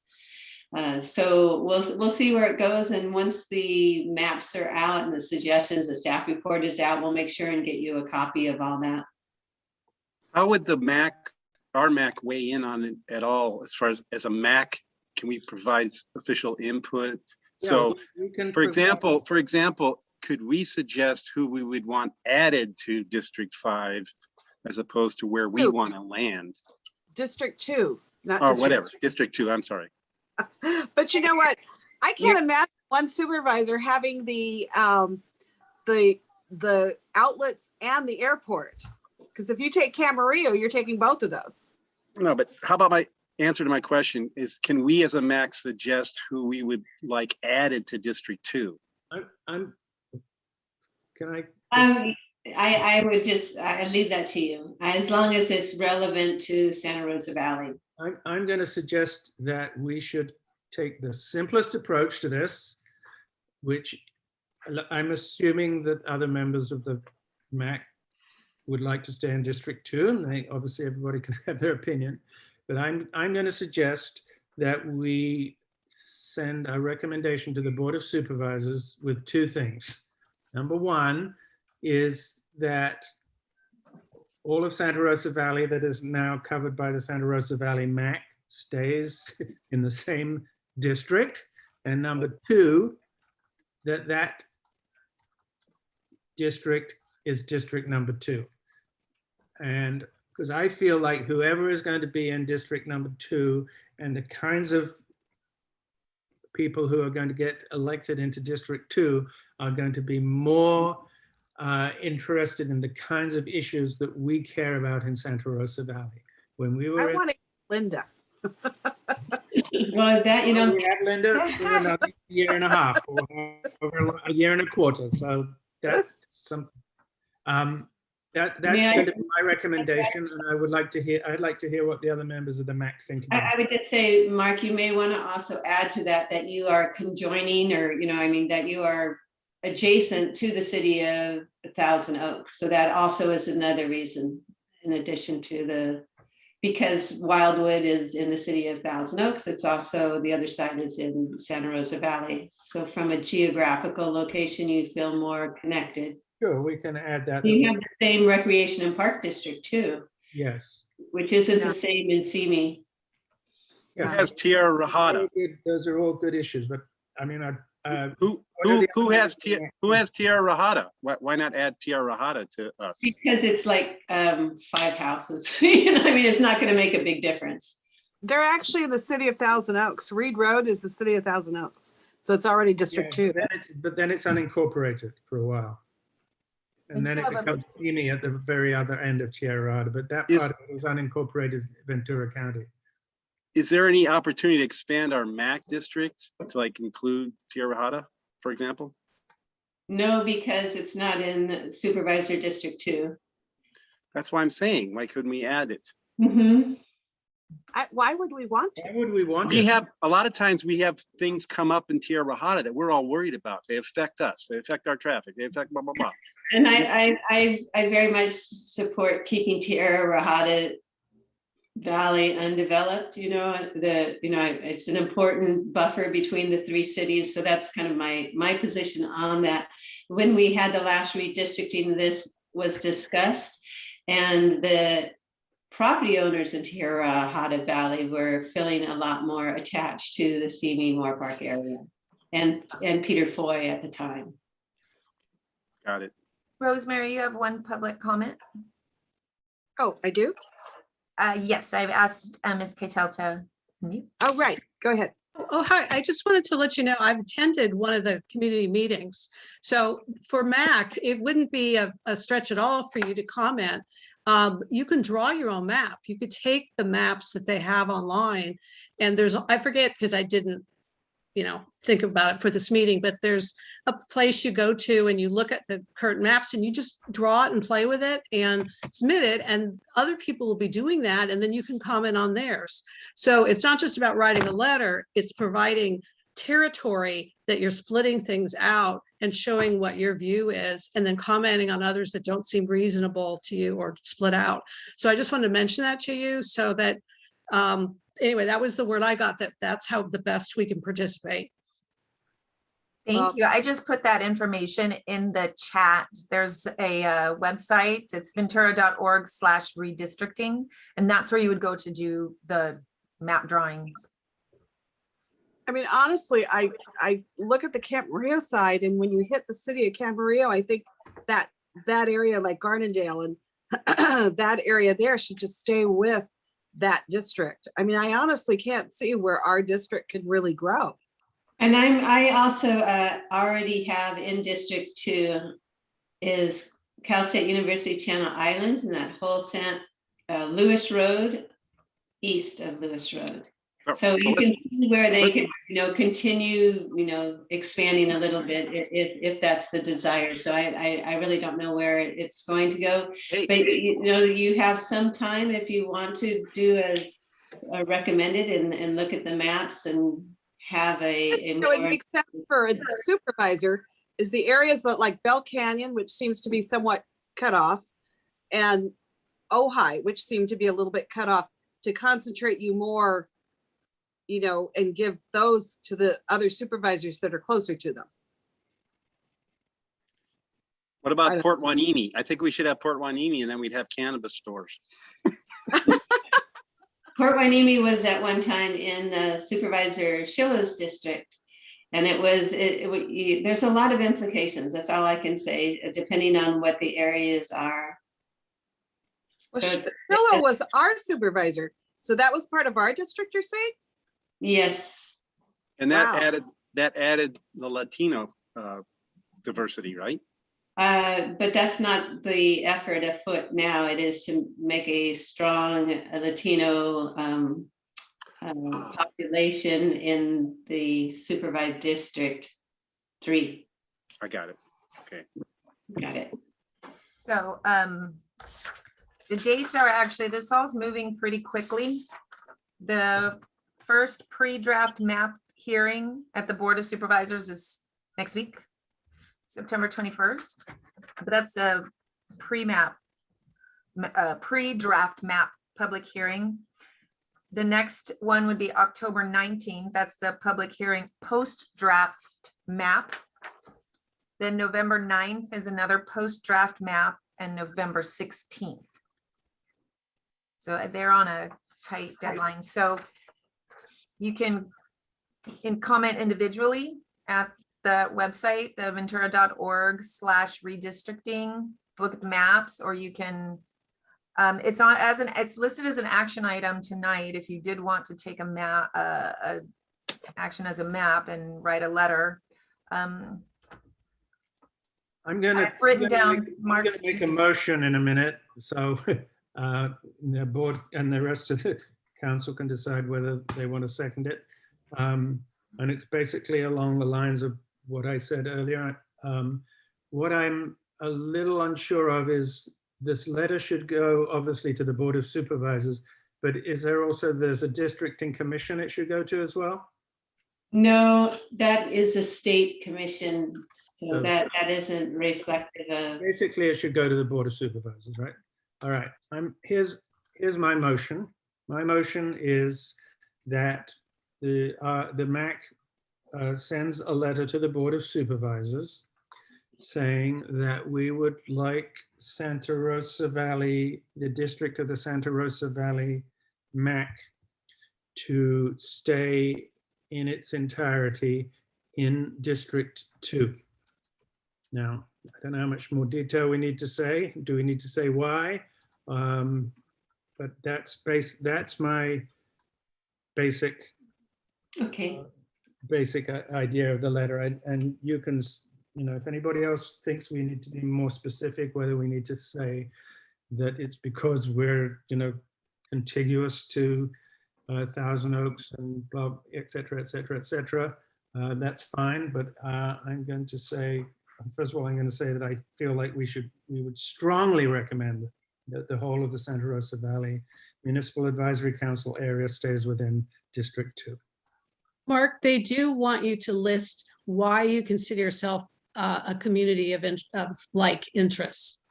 That was in the meeting. They want to understand that. Okay. Because Well, we're a rural community on large lots that are, and have the same schools and. I think it's, yes, it's because With like interests, like needs. we are contiguous. First of all, we're contiguous to Thousand Oaks. And we, In the park district, the Caneo Recreation and Park District. Right. Are you? Maybe not. no, we're not. Oh, okay, sorry. I mean, we put it this way. It runs all the way along the south side of Santa Rosa Valley. So all of the south side of Santa Rosa Valley is Cosca land. Mhm. And that is, of critical to our recreational. Sorry, please say that again, the south side of. Santa Rosa, all of the south side of Santa Rosa Valley is contiguous to, well, it's Wildwood Park, and other Cosca land, which is of import to the recreational facilities for Santa Rosa Valley residents. Also, you have other facilities of the city of Thousand Oaks in Santa Rosa Valley area, from the Santa Rosa, yeah, I was thinking Santa Rosa Park, but also Hill Canyon Treatment Plant. I mean, you just back up to Yes. A lot of the city facilities go through your community. Santa Rosa, Many CTO facilities. Oops. Gain access through Santa Rosa Valley. What's CTO? City of Thousand Oaks. Oh, sorry, TO. I just think TO. So access to Wildwood, access to the Hill Canyon Treatment Plant, shared Yeah. agreements with Access to the, the Hill Canyon recreational area through, Okay, so via the Hill Canyon Treatment Plant. I'm sorry, say that again. wait, I can work it out. Okay. I'll do ETC. Okay. Or ETC if you want to. Oh, yeah. I'm a terrible typist. We know this. All right. We'll help you on that one. okay. As long as I've got kind of the main, we'll draft the language and get it to Rosemary, but I just need the main points approved. Yeah. And we have MAC members who are appointed from the supervisor, but we'll hold off on that. Yeah. one. Oh. Right. All right. All right, so that's my motion that we draft this letter and get Rosemary to send it, sign it and send it off to. I think we need to have a vote. Yes, so I've got Mark's motion. I need a second. Can I second it? Oh, Kevin seconded, Sure. or either one. Rosemary. Let's make Rosemary. Let's let Rosemary. second. Yeah. Okay. I second that one. I don't, Okay. is Rosemary allowed to, as chair? I'm not sure that technically under Robert's rules of order that Rosemary can second it. Is that correct? You can. I think. Yeah. And I just throwing in also the Norwegian Grade, McCrae Ranch, all these things in the city of Thousand Oaks that are integral to the Santa Rosa Valley. Like parts of the city of Thousand Oaks are in the physical Santa Rosa Valley. Right. Very rational, yeah. Including the intersection, we found out where they were going to put that church right at the intersection of Right, it goes right up to that intersection. Valley. Yeah, that's apparently city of Thousand Oaks. So you are. By the way, that needs. The city has parts in the valley. There's a hole in that intersection, and I'm not sure whether it's in the Thousand Oaks side or the city side, or the county side, but anyway. It's sort of Mark, could I just add one thing? Mark, could I just add one thing, that the commonality is that Santa Rosa Road is the road that goes through our entire valley, and you don't want north and south split out in different districts. So it would be everybody within the valley for the whole Santa Rosa Road, coming down from the grade through however far you want to go down into Camarillo. That would be horrible if it was split. I know, I'm just thinking worst case. You don't want them to do that. Because they do splits along roads. Say it in the first sentence. I mean, I did, and I think you wrote it down. Mm-hmm. Right. Yeah, I guess that would be, that would include. I mean, the idea that it got split in two would be. Right. We would have absolutely no voice. Okay. So I have a motion and a second. I have one Any more question here. discussion? Okay. Yeah. Mike, So at the top of this this letter here, so we're talking about the area covered by the MAC, basically the MAC. I think Santa Rosa Valley is also considered a public census district by the Census Bureau. Maybe we should use that as, or somewhere in there should be the wording so that there's an actual defined boundary for Santa Rosa Valley. Well, there's a defined valley, there's a defined boundary for the MAC. A very specific line. And is that different than the public census district? Probably. Almost certainly. Oh, okay. I mean, I don't know what yours is, but I do know that there's a very specific MAC limitation, and it goes halfway down the valley. When I think about also that how they need to expand District 2, I could see it going further down Santa Rosa Road, right? Because I would be okay with picking up the rest of Santa Rosa Valley, the farmer area. That's fine with me. I just, it doesn't give you much population though, but. no, it doesn't. But I feel like the less confusing our message is, the stronger it'll be. Agree. Is the community, the 20-acre parcel community, I keep forgetting its name, but it's around the corner on Moore Park Road. Homemakers. Lexington Hills? Lexington. Is Lexington in our MAC district? Yes, it is. Okay. Yeah, that one should be in us. Yes, It that's is. where Mark Roddy, who Yeah. used to be on the MAC. Of He's in course. that community. Yeah. Well, no, he's in Santa Rosa Highlands. Right. Oh, is he? Yeah, Oh, he's I thought not he in was up in Lexington. Okay. No, he's in Santa Rosa Highlands on Pacific Ah. Creek. He's in the Midlands.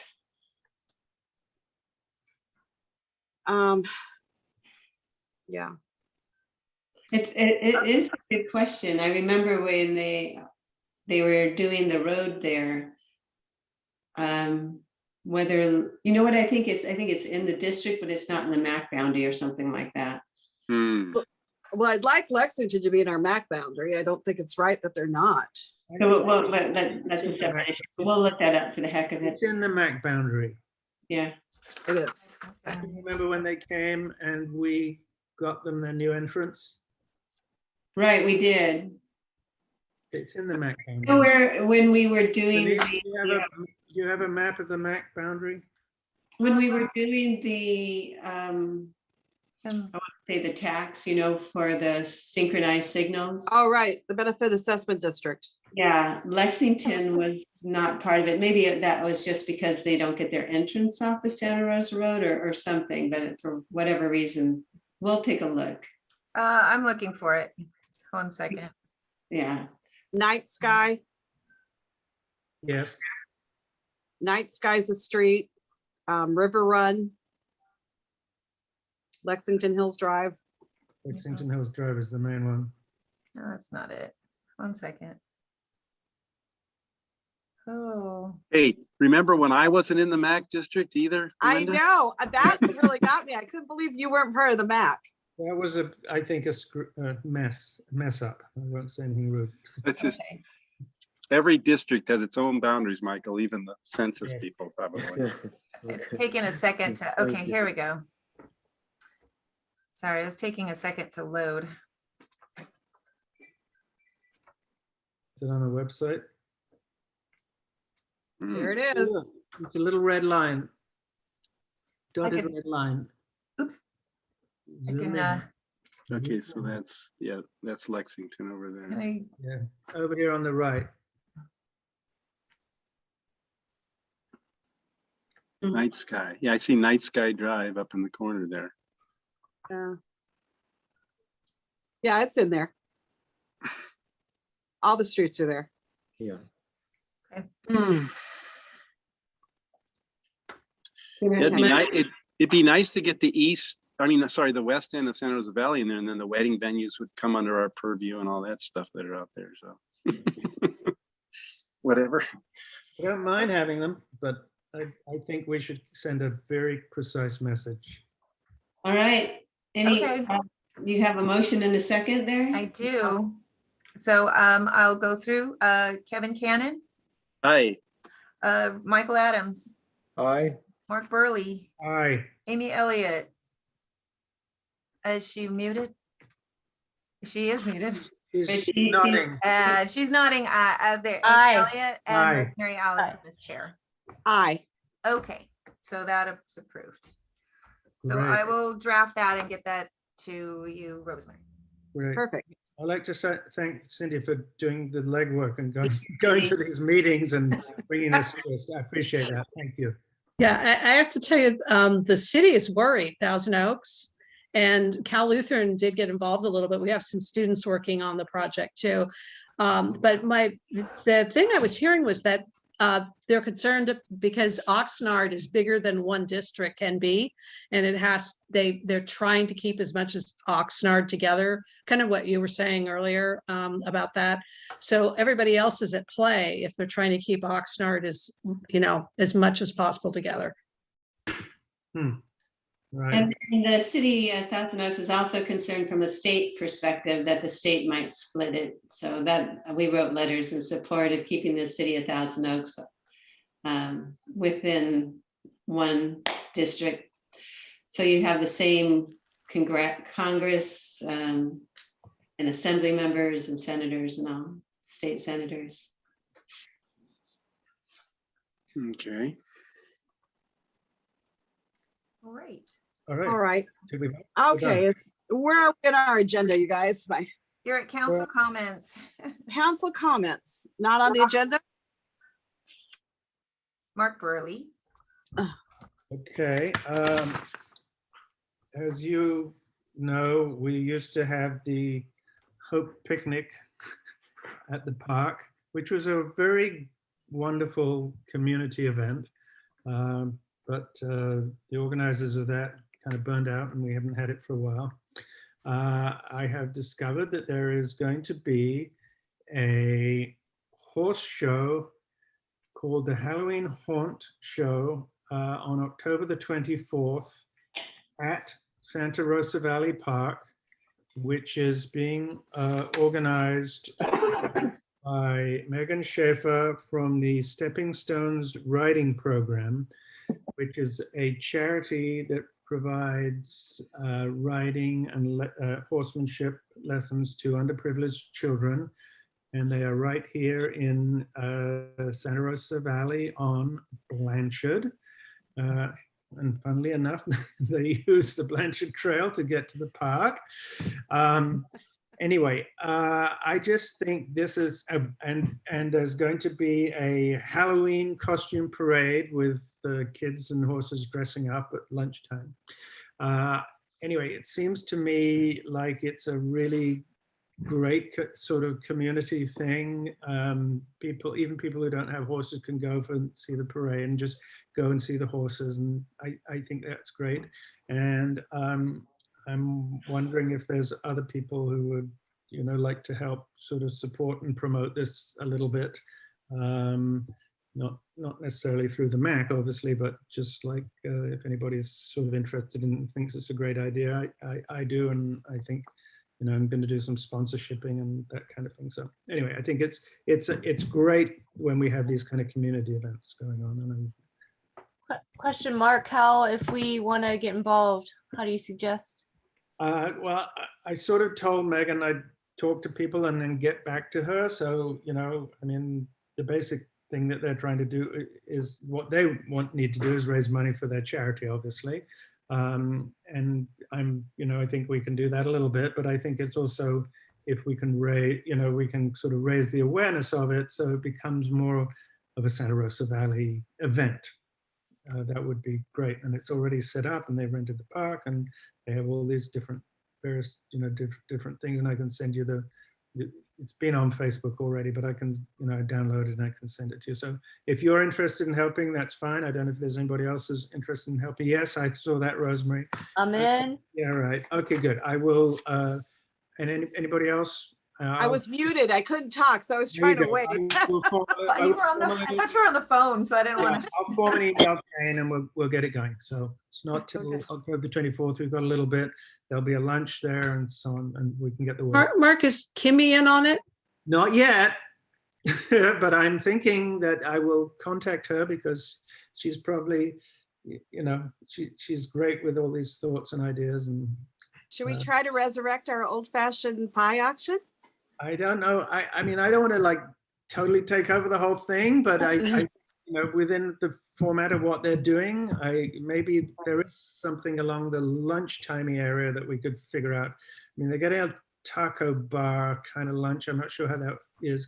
Let's not waste our time here with everybody. Here. I'll get that going, and so the two of you, I'll get you on an email chain.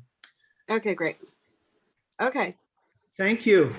All right. So any other council members with issues not on the agenda? Yes. Yeah, I have actually 3 quick ones, or anyway, the signs that he mentioned earlier about the road sign choices. Denise pulled that from the agenda because we had way too much on this agenda already, but I promised to do a research into safety awareness zones, and I haven't done that yet, but maybe I'll be prepared for the next meeting if we keep it on the agenda and consider what he was saying and consider the safety awareness zone thing. The second thing is that there's a free landfill day to Sunday for Santa Rosa Valley at the Simi Valley landfill from 9 to 3 p.m. And I always take advantage of those to haul junk over to the landfill for free, get to take over at least 2 loads. The last thing ties into a lot of what we got presented to us with the fire safe councils and the interaction with resource conservation districts. Andy Spikra was with us last time talking about the Monarch project, and we signed off a letter of support for that. I don't know if you guys were aware that I'm on the Ventura County Resource Conservation Board for at least 10 years now, thanks to Linda. But we have our own district that covers Ventura County. And since I've been on the board, we've really progressed in our projects from being really heavy ag oriented, helping farmers, to really doing gangbuster things for the environments, the Monarch being one of them, but also the fire things we were talking about. Our district is coordinating now the Ventura County Wildfire Collaboration. And that's an effort within Ventura County to get all these disparate groups that are working on fire prevention and bring them under one umbrella. You did hear that we have a demonstration garden. We're putting on workshops for showing you how to harden or landscape, fireproofing your home, or giving you help in a one-on-one workshop. There's going to be one on the 25th, a 30-minute workshop that you can sign up for preventative wildfire prevention. And then we also pull in volunteers. So if there's any volunteers that want to get out there and do environmental work, like we're doing a thing on Sunday the 26th in Fillmore to create pollinator habitat along the Santa Clara Wildlife Corridor. And we also, it's like, it was amazing to hear the work of like the hardening and the homeowner ignition evaluations. So our district is doing all that. And the reason I'm kind of bringing this all up is there is some antics going on between our district and the Santa Monica Mountains RCD. They were mentioned in the Bell Canyon thing, and I don't know how they reached over into Ventura County to be their, fire safe council sponsors, but we also are the other 4 that are in Ventura County. We're working with them, and the antics that's going on is they want to expand their sphere of influence, especially into the east end of our county, including Santa Rosa Valley areas, and eventually move their district boundaries to take over our district in Ventura County in those lands. So I'm telling you this for the next meeting. I'm going to be preparing another letter of support that when this goes before LAFCO, I would bring this to our meeting to see if MAC can support our Ventura County RCD's effort to fight this hostile takeover of our district lands to Santa Monica Mountains District. So that's all I wanted to get out tonight, but just look forward to that to the next meeting. I'll be forwarding that request to Rosemary and Denise for the next agenda. Okay. Thank you. Thank you very much for checking into that and working on that conservative board. So, okay. You're welcome. All right. Now, is there any other council members that have comments? All right. Public comments on items not on the agenda. Do we have any public speakers who would like to speak? I am looking on, and I see no hands raised, and I'm looking in the chat. I see no, but I do know that there was a comment to me from Well, I'll forward that as regarding the event. I'll forward it. Never mind. It's Okay. I would like, I don't know if you could do this, but I would like for you to send I would like to, personally, I'd like to see the paperwork from the letter from the homeowners of that parcel on Blanchard. Because I kind of just wanted to look at the maps. I didn't understand those. You know, the maps of other access points. So that was kind of what I was interested in. So anyway. One thing that I am going to send something over to Venice. SB 9 and SB 10 passed both the Senate and the Assembly, which basically in some areas negates single-family zoning. Right. And so I think it would be good to know how that potentially could affect Santa Rosa Valley. I've been told that it does not affect us because of our groundwater situation and that environmental health will take over on that. I don't know if Linda and Venice are on the line here to speak to that. No, I think you're absolutely right about that. You already are limited in the second dwelling unit sizes. This would allow for a second house and another second dwelling unit on every lot. So essentially one lot can become 4 homes except in Santa Rosa Valley. It's the only place in the entire county that is limited because of the high nitrites. so I know that there was a resident who had been asking about ADUs. Rosemary, you were on that email chain. And so I was told there's because there's state legislation happening, they're looking at the ordinances, and they did indicate they would be willing to come back once they've kind of gotten through all of that to let you all know in your community how that would impact you. So that's something Yes, I would appreciate that in the future when they, you know, honestly, I think that things are changing so quickly with legislation that I don't know how planning can keep up with it. But it seems to me there was something about the environmental impact due to our water problem or the water nitrate level. But I do recall that at least in one of those bills, it negated environmental review. Mm-hmm. Yeah, well, it's still, you have to deal with public health. Yeah. Yeah, regardless. But we will get back to you with that, Shirley. It's fine. But yeah, a lot of things going on in Sacramento pushing density, and you gotta wonder like where are they going to get the water and all that kind of stuff. But at any rate, Santa Rosa Valley compared to all the other places in the county has some pretty strong restrictions on the ability to build more.